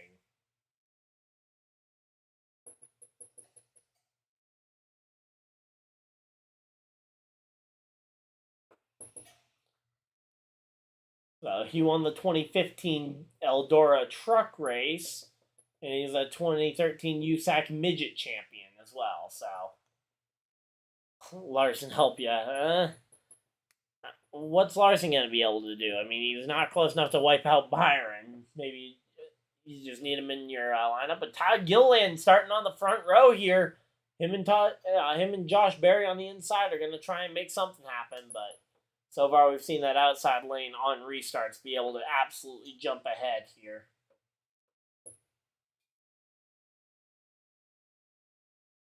But here we go. Green flag. I do have something I need to take care of if we get another yellow. If not, I can deal with it afterwards. But ideally, I'll take care of it before the stream gets over because it's going to be a little bit late. So here we go. I am curious to see though Bell versus Briscoe. This is going to be a fun dirt ringer fight at the front. Amarola 3rd, Todd Gilliland back to 4th, 5th Josh Berry, McDowell back to 7th right now. Let's see, can McDowell fight past Berry and Chastain here? We're side by side. Gonna be a fight to see, but we're gonna have to wait and see. And they go to in-car camera. Alright, at a dirt race where there's so much dirt flying around, an in-car camera is almost the most useless thing on the track. But here we go. We got Dylan looking to the inside on Michael McDowell. I really don't want to see Dylan trying to pass him because that's going to hurt McDowell's overall speed and that's not going to help him pass people. But there we go. Austin Dillon gets by him.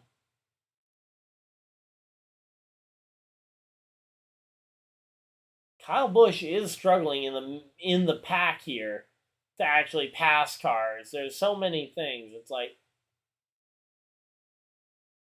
yeah, I mean, it's one of those things that it's just weird, but here we go, here we go.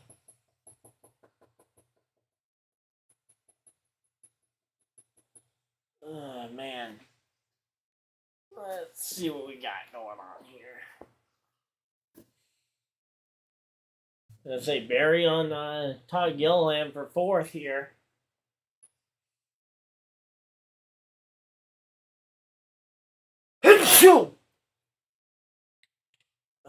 Man. There we go. So, fastest laps. Let's say shocker, the guys out front have the fastest laps. And oh, what the? That looked like a flat tire for the 11. I would not be surprised if we get a yellow for this one. But yeah, the 19 just whipped around like it was nobody's business here. We're gonna have to wait and see on this one, but it looks like they're not gonna throw a yellow, so I guess he didn't have a tire down. And here we go. Kyle Busch looking outside, maybe even looking for 4 wide, but didn't get there. McDowell loses another spot to Byron and in position to potentially lose another one to Kyle Busch if he can't clear in front of Chastain here, which he doesn't. And now Kyle Busch is on the outside. He's looking for 3 wide here between Chastain and McDowell. McDowell might be able to pass Chastain back, but because of Kyle Busch jumping in front of Chastain, but we'll have to wait and see on this one. There's not much. Okay, here we go. Yep. I'm going to say Chastain ending up 3 wide helped McDowell not lose too many spots collectively, at least. Because he lost one to Busch, but he got one back from Chastain there. So collectively, it was nice to see, but we'll have to wait and see if it ultimately is a good move. I'd like to see Kyle Busch get up here and fight for the win again this year, but ultimately, we'll have to wait and see. We got 77 laps to go here. So, let's say 77 still to go. And man, the track is really getting gray. I remember my first year here, I initially thought that was them wearing down to the pavement, but then I realized it was just rubbering up because once they got a yellow to go out there and water the track, it was going back to brown.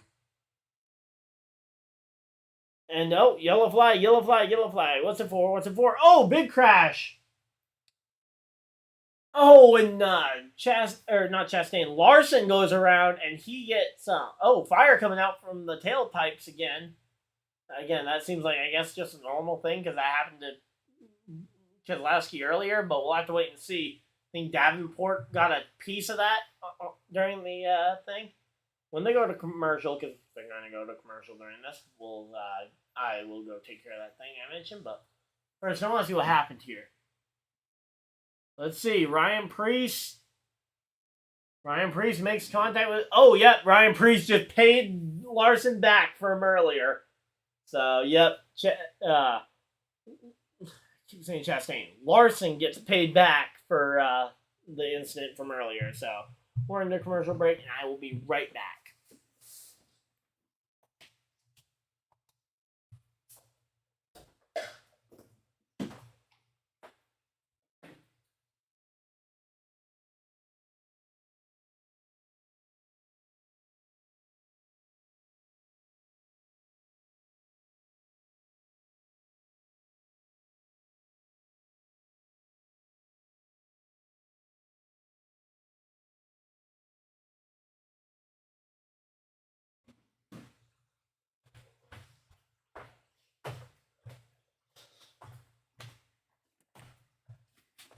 Alright, I'm back. Here we go. And we're still under the commercial break, which is nice. So, we got another side-by-side commercial. I hope we don't have another full-screen caution or full-screen commercial break, because we shouldn't be doing a side by side while under yellow unless we've got all the full screen required ones out the way. And even then, I think you'd make more money from your sponsors if you go and I think they'd pay you a bonus if you manage to get more full screen commercials in. But we'll have to wait and see, obviously. Alright, so I think is over here where the lineup is. Let's see. Now looking at my I got an extra monitor going. But yeah, I don't know. Is over here where the see. There we go. So yeah, over there is where that is. So maybe getting an extra light over here might help with the lighting because I'm noticing it's getting a little dark in that corner. And there's not really much I can do with the lighting above to aim at it. So, all right, there we go. We're back. How's everybody doing? Who do we? Let's say Bell Briscoe seems like it's going to be the fight towards the end of this race if we don't have a major shakeup. Major damage looks like to Davenport, or at the very least enough to bring him down down pit road. But yeah, that was definitely payback from Priest to Larson. Crafting back down pit road to try and see what might be wrong with his car, I guess. But yeah, I'm curious to see what ends up happening if we get a pit road fight. I will stream a little bit of post race tonight because I am interested to see that one, especially now that Larson's out of the race. He is behind the wall. So Kyle Larson is out of this thing. Hey Patrick, you were asking for Kyle Larson to help you. Hopefully this doesn't hurt you.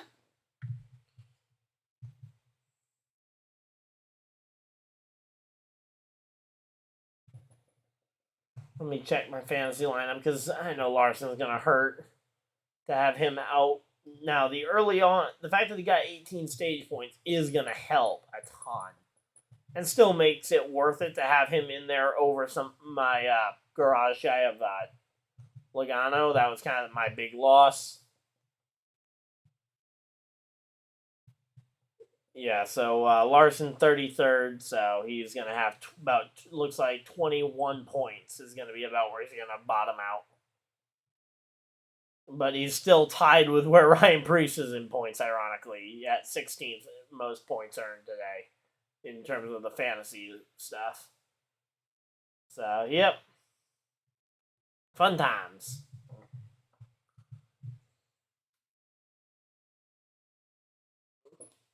So yeah, Ryan Preece decided to take some justice into his own hands. Now, as long as he doesn't admit to anything, he shouldn't get a penalty. If NASCAR is being consistent, because that was incidental, quote unquote. It was definitely intentional and payback, but again,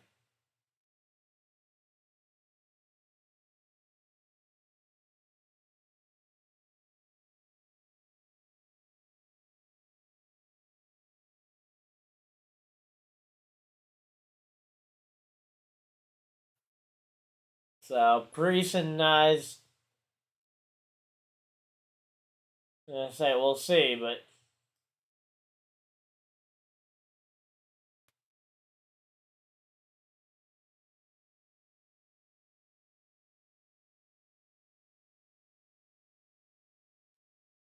so yeah, we'll have to wait and see. But yeah, it looks like they're planning to try and pass this off as unintentional. So my guess is that if they're being consistent, NASCAR shouldn't throw a penalty for that.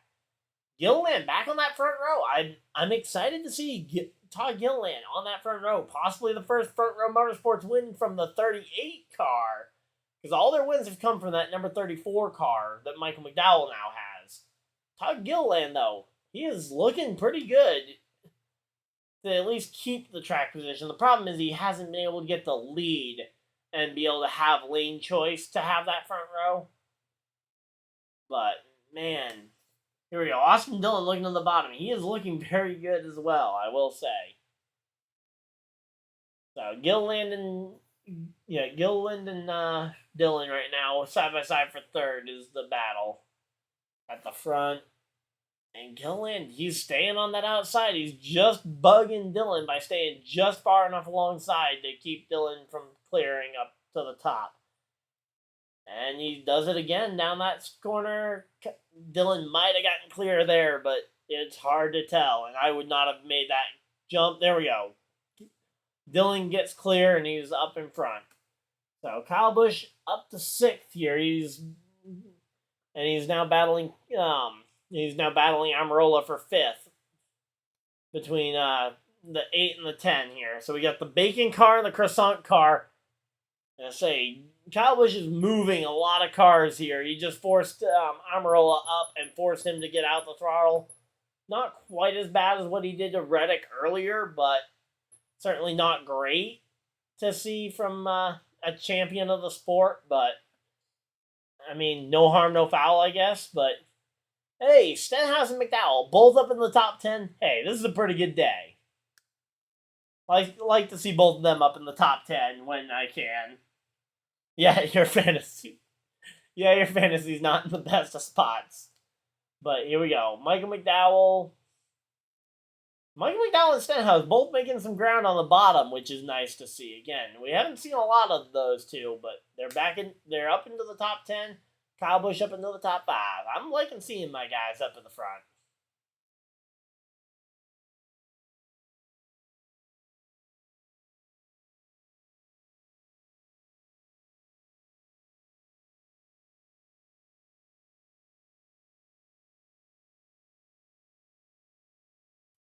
So here we go.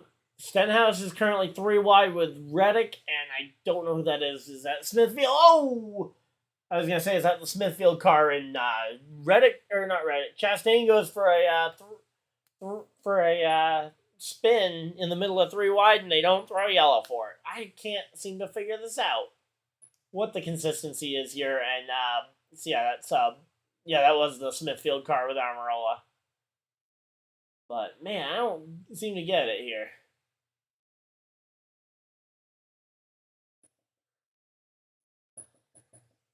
So, right now, though, I mean, hey, you know what? These guys, they're running pretty well here. Stenhouse, he's staying inside the top 10 here. McDowell, he's on old tires, so I'm not surprised to see him maybe slide back a little further. Kyle Busch still in 5th. He hasn't been able to find a way around Gilliland yet.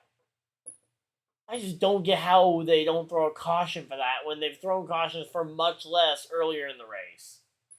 I mean, maybe it's just them trying to keep the race green, but again, that seems a little inconsistent to me. So, Bell and Briscoe still 1-2 at the front of the field. And it's actually a pretty close battle. I thought that they were kind of separated by a little bit, but no, there's actually a pretty close battle here. Christopher Bell way up at the top, and Briscoe right with him, within an inch of the wall. McDowell and Stenhouse both here in the back half of the top 10 here, trying to fight for positions 9 and 10 currently.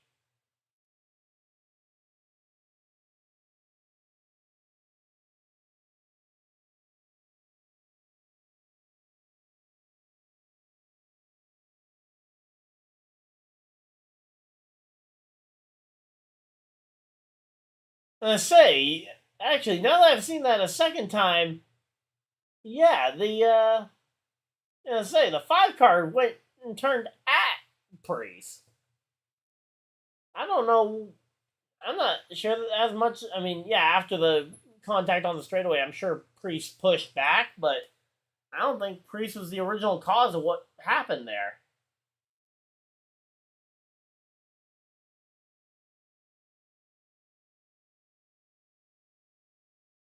So here we go. Man, let's see. Kyle Busch has half a second between himself and Todd Gilliland, so that's pretty much right on top of each other. Half a second is not a lot. But right now, Bell is starting to gap Briscoe just a little bit here. Would love to see Christopher Bell get his first win of the season here.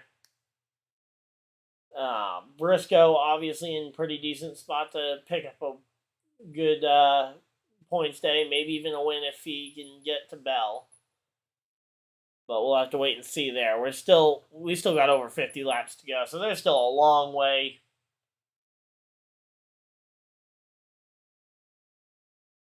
But yeah, Bell is starting to get in the position where he can at least be a little comfortable and take the line that he wants as opposed to having to take a defensive line.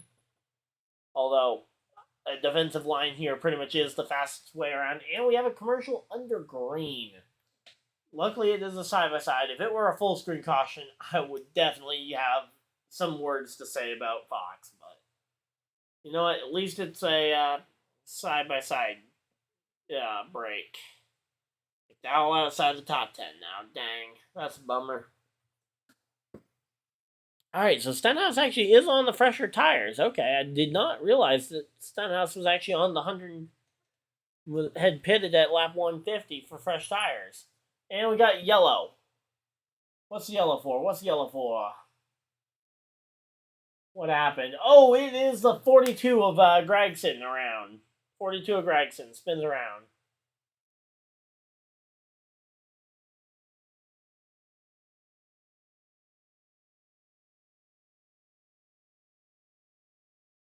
So, Noah Gregson ended up spinning around. I don't know if it was... it looks like something broke in his car or something. I kind of only saw the second half of that because I didn't even realize they were showing us a replay. But, yeah, here we go. Not great. I mean, again, we're under yellow here. Now, of course, the caution flag flies for the first time or for the first time in this run. For the first time we're under a green flag commercial break and the yellow flies. Fun times.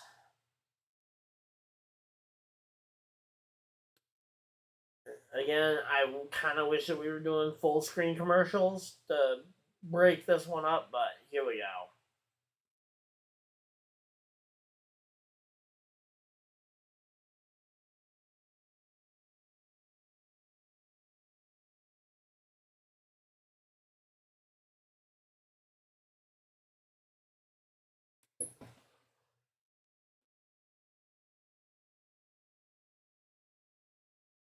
So, okay, here we go. Sorry about the lack of commentary there. We're just... can't believe we get a yellow. The one time we're under the green flag commercials. And we get a yellow.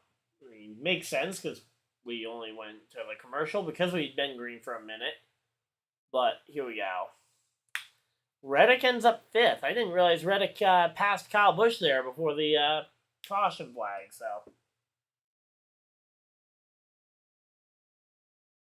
here we go. The USFL is getting ready to start, which is fun. But yeah, hopefully they're going to... let's see. Hopefully they're going to show that replay again now that we're at full screen. And we can actually see what happened. But I couldn't really see what happened when they showed the replay at side-by-side.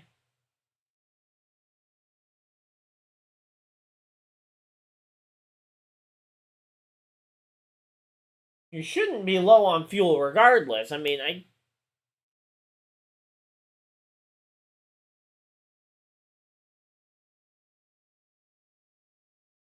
let's say 175 laps is a long way on a tank of fuel, but you should be able to do it, especially with the amount of yellows we've had.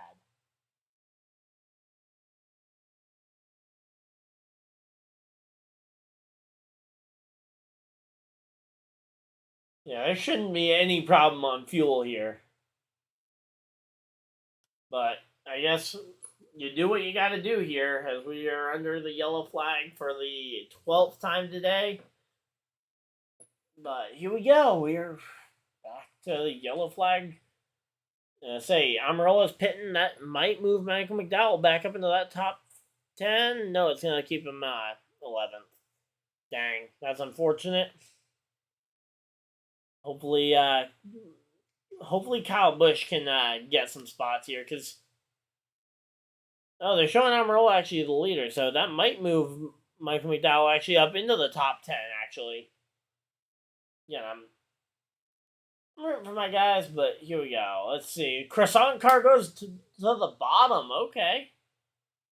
So we got Briscoe Bell front row, then Dylan Reddick second row. Third row is Kyle Busch and Gilliland. Then, all right. So I just want the entire outside lane to just back way up. Bell, can you just have like an engine issue at the front of the field, please? Because Kyle Busch, Michael McDowell, and Stenhouse are all on that inside line.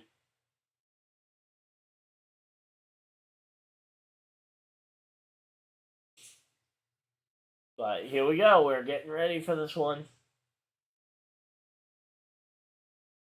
And yeah, that is so much rubber down. I mean, like there's a significant gray line there around this track.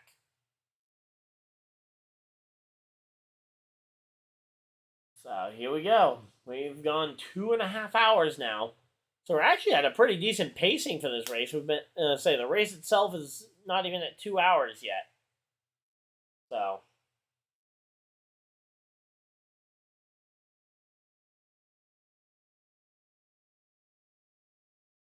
here we go. Kyle Busch, third car inside line. He's the one I'm watching. He was my pre-race pick. I said Kyle Busch. I kind of wavered on it throughout the middle of the race because he wasn't really showing the ability to pass much, but I kind of kept my eye on Kyle Busch this entire time, and it looks like he might have a shot at it. We'll have to see how the bottom versus top is. I'm thinking that since we've seen Briscoe taking that inside line, that he thinks there's at least a chance on the inside. And hey, you know what? Briscoe's a pretty good dirt racer, so I will take his opinion and think that the inside line might have a shot here. I say, you got Christopher Bell looking to the bottom here. So yeah, some pretty decent momentum from that bottom side on the start. Not sure for that Kyle Busch really gained anything by going down there, but he didn't lose anything, that's for sure. Oh, we got, who's that going to the outside on Kyle Busch? I can't tell. Is that Barry? Yep, that's Josh Berry, number 9 Hooters car. But here we go, side by side for the race lead. It's Briscoe and it's Bell. Here we go, Briscoe Bell, side by side. Here we go. Is Briscoe going to wipe someone out for the second time in a row at Bristol? Hopefully he's learned from last year and won't take both of them out on the final corner. But and we are 4 wide. 4 wide. Stenhouse, Blaney, Busch, and Barry. Wow. 3 Bs and Stenhouse. And Stenhouse just chopped in front of Kyle Busch yet again, which is not fun.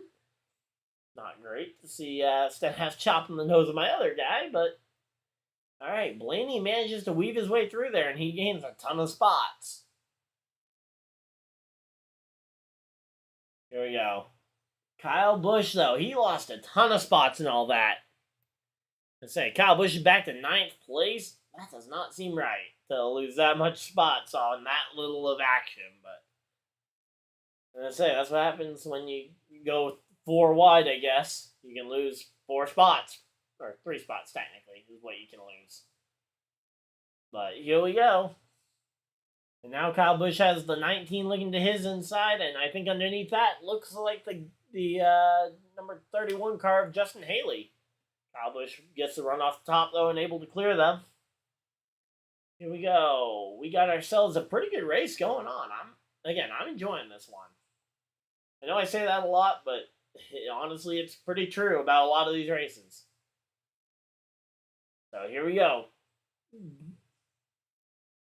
Briscoe and Bell here. They were nose to tail here, nose to tail for those two. I mean, these two, they've been 2 of the best drivers all day, and Reddick might be in position to get the spot back if Briscoe does pull a Briscoe again this year. This time it might give a win to Reddick after Briscoe took one away from him last year here.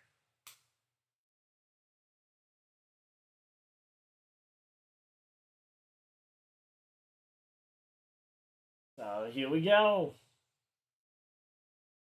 Let's say, not sure who the person is there around Bell's camp. I don't know if that's his wife. Kind of looked like Samantha Bush, but I don't know what she'd be doing around Christopher Bell's pit box. Let's say, if it's Samantha, she'd normally be standing or sitting on top of Kyle's pit box. So here we go. 3 cars pretty much nose to tail here. Briscoe and Bell, though, they're the 2 front runners. Reddick has entered the picture, though.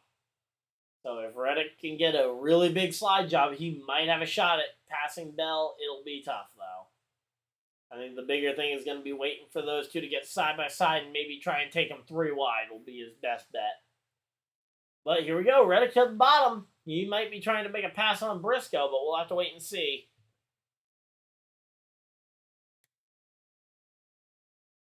But here we go. Briscoe is going to be forced to try and make a move at some point here. If he has anything other than the top lane. So far, it looks like he's kind of stuck to only the top lane for an option to make speed. But maybe that's just because he's following Christopher Bell and that's working for him. But I don't know. I wouldn't trust it if all I got is the top lane. There we go. Briscoe to the bottom. Here we go. Briscoe to the bottom. Not able to make much happen there, but at least he's trying something, and that's good. I like that he's trying something here. So there we go. Bells gets a bit of ground, and here goes Reddick trying to get second. Reddick not going to be able to clear him for second. That's not good. So Briscoe back to second here. So here we go. Kyle Busch has dropped all the way. Where's Kyle Busch? He's dropped to 11th. He's battling with Truex for 10th right now. Oh, man. 28 to go, and it's Bell versus Briscoe versus Reddick. 3 dirt stars here for the win. And, oh, we got contact, and that forces Briscoe to the fence, and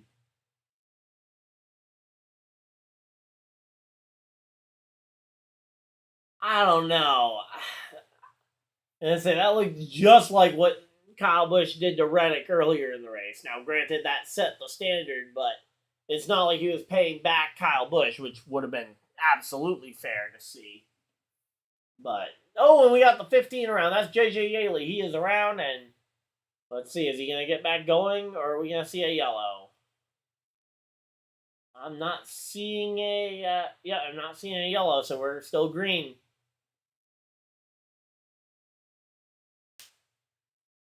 And Briscoe in the fence again. Man, he has lost whatever he had. He has not got it now. So Briscoe has now lost a spot to Blaney and Dillon, and he's about to lose one to Gilland here for 5th. But yeah, Truex has now gotten all the way to 9th here. But man, it is not a great day for Briscoe, though. He lost a bunch of spots. Oh, and we're going to commercial break. Yay. Briscoe. He is currently, or not Briscoe, Priest. Let's see, running position. There it is. Priest is running, I think that's 20th is where he's running right now. Yeah, Priest is currently running 20th. Patrick.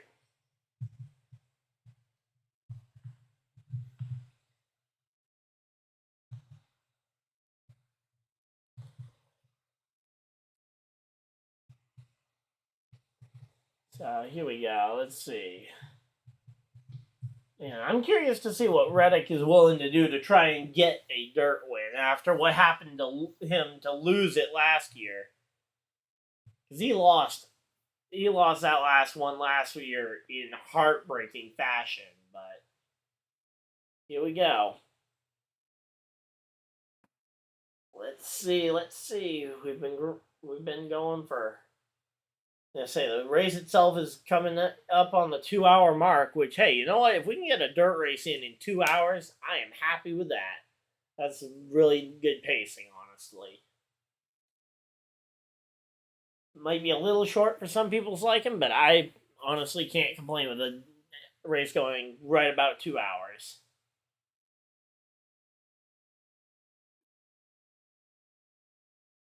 Like 2.5 hours for a sporting event, especially a top level sporting event. I like it. It's an alright time in terms of the attention spans and stuff. Because go much shorter than that, and it starts to feel a little bit um, it starts to feel a little bit amateurish. But yeah, let's see. Briscoe still holding on to fifth here.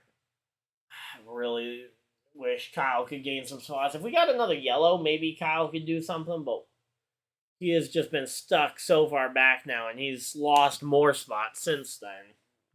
Where is he at? Kyle Busch has dropped. Oh, what happened to Kyle? Kyle Busch is 28th or 26th. What? What happened to Kyle? No. What happened to Kyle Busch? Well, at least I know I don't. I guess Stenhouse is my guy to root for now. Let's go Stenhouse. Let's see if Stenhouse can get a win. So yeah, no, Kyle Busch won't be able to win this race, unfortunately. And we got a yellow flag. Yellow, yellow, yellow. And we're coming back from commercial break. Please show this whatever caused this yellow. What happened to Kyle and what caused yellow? Maybe they're the same thing.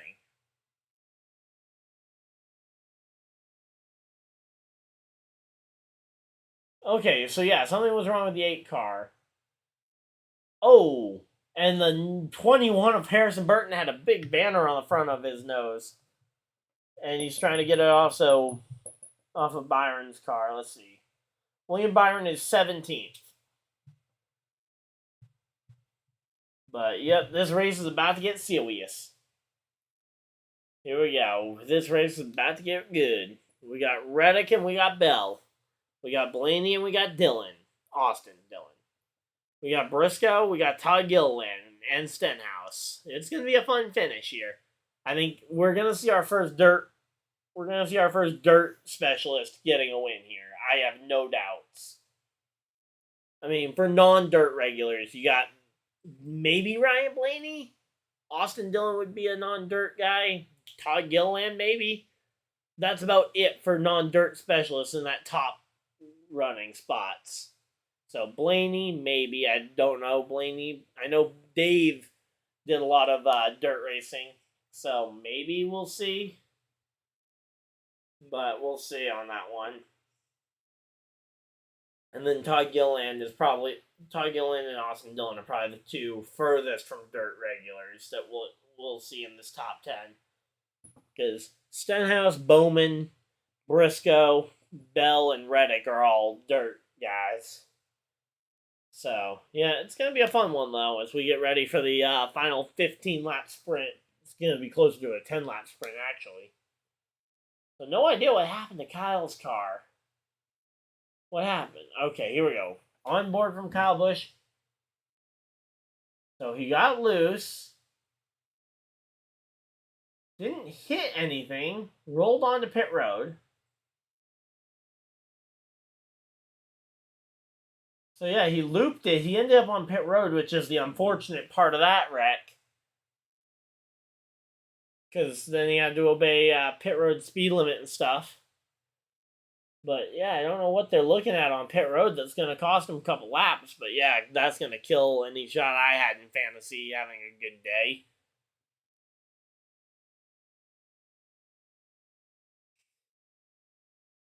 So the right front shock and something else in the right rear are both broken on Kyle's car. Fantastic. Man. That's a bummer.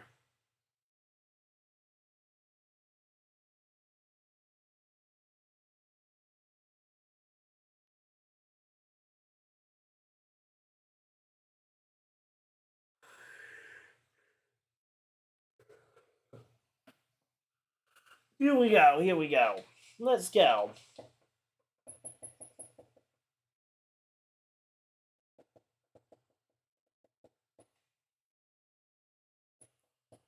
So it's been a while since the last points win for Ryan Blaney. He won last year's All Star race at Texas, and then his last win was like what, Daytona of 21, maybe, I think.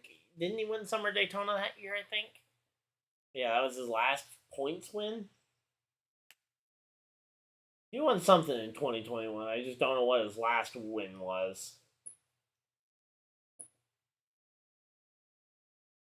Here we go. First year. Yeah, first year of the dirt stuff. Bell, Larson, Chastain get piled up very early on. Then you had the two dirt ringers take each other. Well, you had Briscoe kind of take out Reddick trying to go for the win, and Kyle Busch ended up stealing that win. But yeah, we've had a pretty good showing though in terms of viewership tonight. Surprised we actually had better view. We had more viewers actually for the truck race last night, but not a bad turnout tonight, that's for sure. Waiting to see what the choose cone, or the choose drone, I mean. Here we go, choose drone time. It's choose drone. That still seems like a silly gimmick. Why not just put a cone out there and give someone a rope on the inside to pull it back to, like a traditional short track? Now here we go.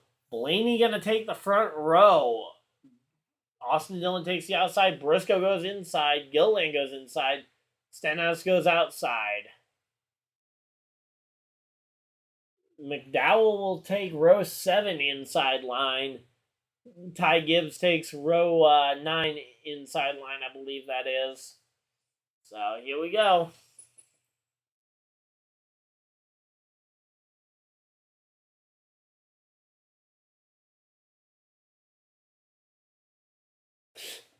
Yeah, that's fun.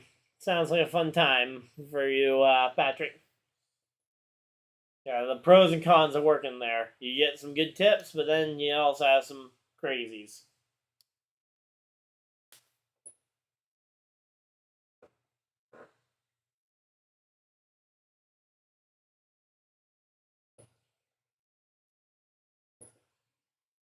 So here we go. The goal for Blaney is to cheat, but not make it look like you're cheating, so that hopefully NASCAR doesn't ding you for jumping the start. Because you want to try and launch before Bell does.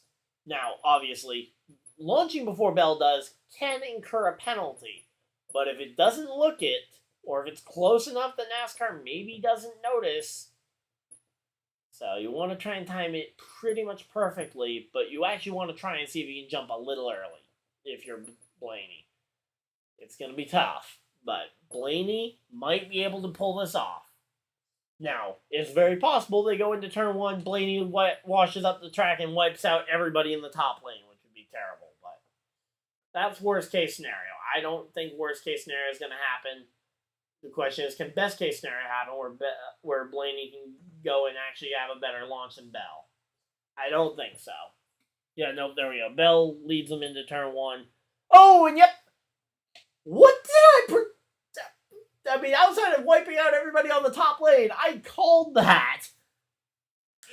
Blaney wipes up the track and takes out nobody. And no yellow. Oh, wait, yep, there's the yellow. Yellow flag is out. I literally call. Oh, wait, no. What? Oh, I guess not yellow? I guess that might have been my thing not updating, but literally called it.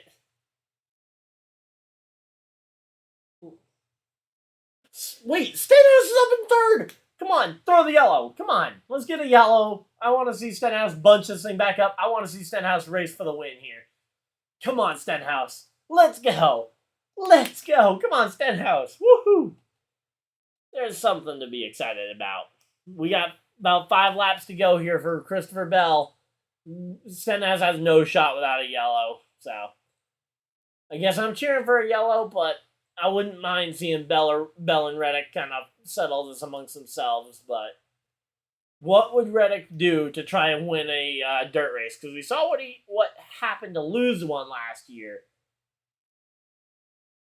Briscoe up into the top 5. Here we go. We got 4 dirt ringers and, well, we got 4 dirt specialists, not really ringers because they're full-time drivers, but 4 dirt specialists and Austin Dillon in the top 5. But yeah, right now, Stenhouse on the bottom. I don't know what he's gaining by doing that.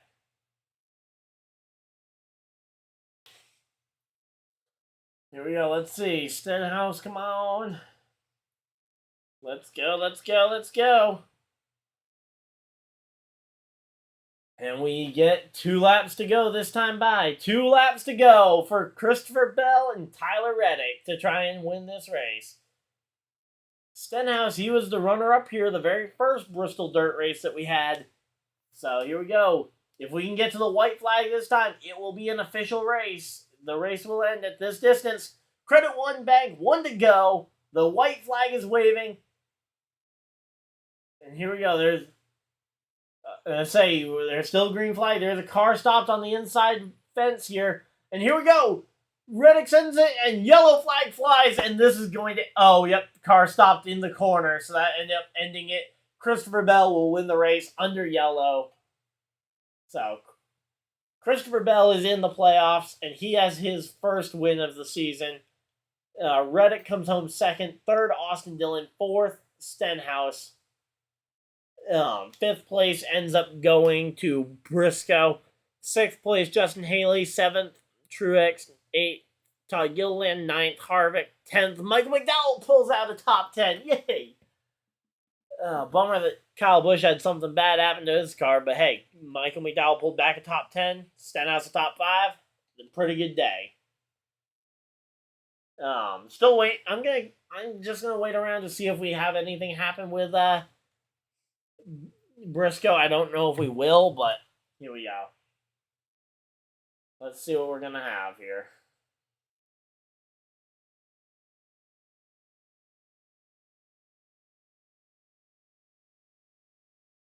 So there we go.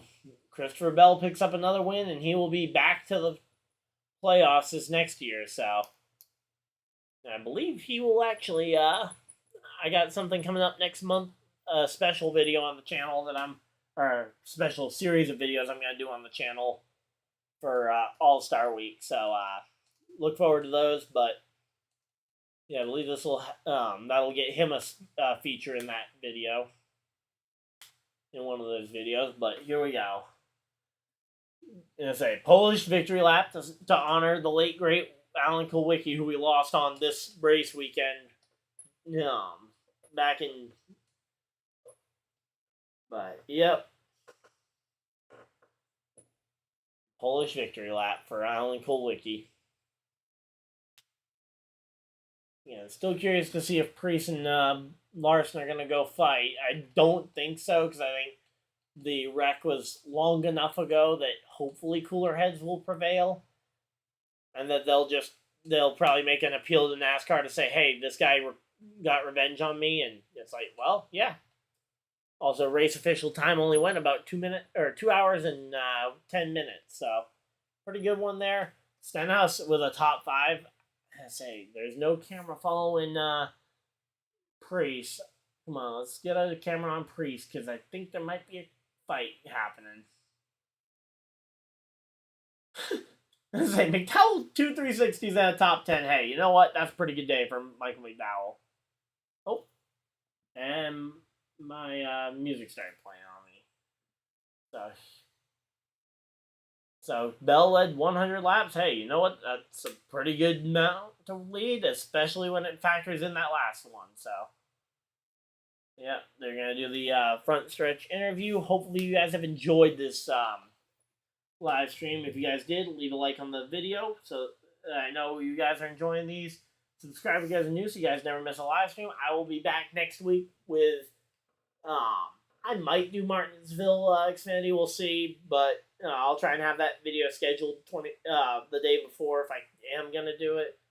But I'll definitely be back for the Cup race on Sunday, so yeah, we'll see what happens from there, but yeah, I'm definitely going to be back for Cup on next week, so hopefully you guys have enjoyed. I'm just waiting to see if they're going to put a camera on Ryan Priest, but again, I think time has passed, so there might be cooler heads at this point prevailing. Let's see. So Ryan Preece ends up finishing. Where did Preece end up finishing? He ended up 24th. Yay. So Kyle Busch ends up 32nd. Kyle Larson 35th. Suarez, who was one of the guys that was a factor in the first Bristol dirt race, 25th. Blaney ends up 23rd after whatever happened to him when he spun around. So I was right about that one. Second place for Reddick 2 years in a row at Bristol. He is going to be hungry for Bristol next year on the dirt. Harrison Burton with the top 15. That's nice to see. 2 RFK cars in the top 20, 17th and 18th. Not terrible for them. J.J. Haley comes home 20th after a promising start. Justin Haley with the top 10. I kind of missed him in the top 10. Ty Gibbs in 11th place for his first ever race on dirt. That's not too bad. But yeah, so talking with Reddick here. But yeah, Reddick ultimately didn't end up doing anything too stupid to try and get a win. But yep, so I'll wait and see who their next interview is, because their next interview or camera cut is going to be to Priest. That might help. Nope, it's going to be Briscoe. So yeah, I'm going to just assume that that nothing's going to happen. So hopefully you guys enjoyed. If you guys did, leave a like on the video. Subscribe if you guys are new so you never miss an episode. I will be back for Martinsville next weekend. But hopefully you guys enjoyed, and I'll see you guys next video. Live stream, or whatever you guys decide to do with the rest of your day. Have a great day, everybody, and goodbye!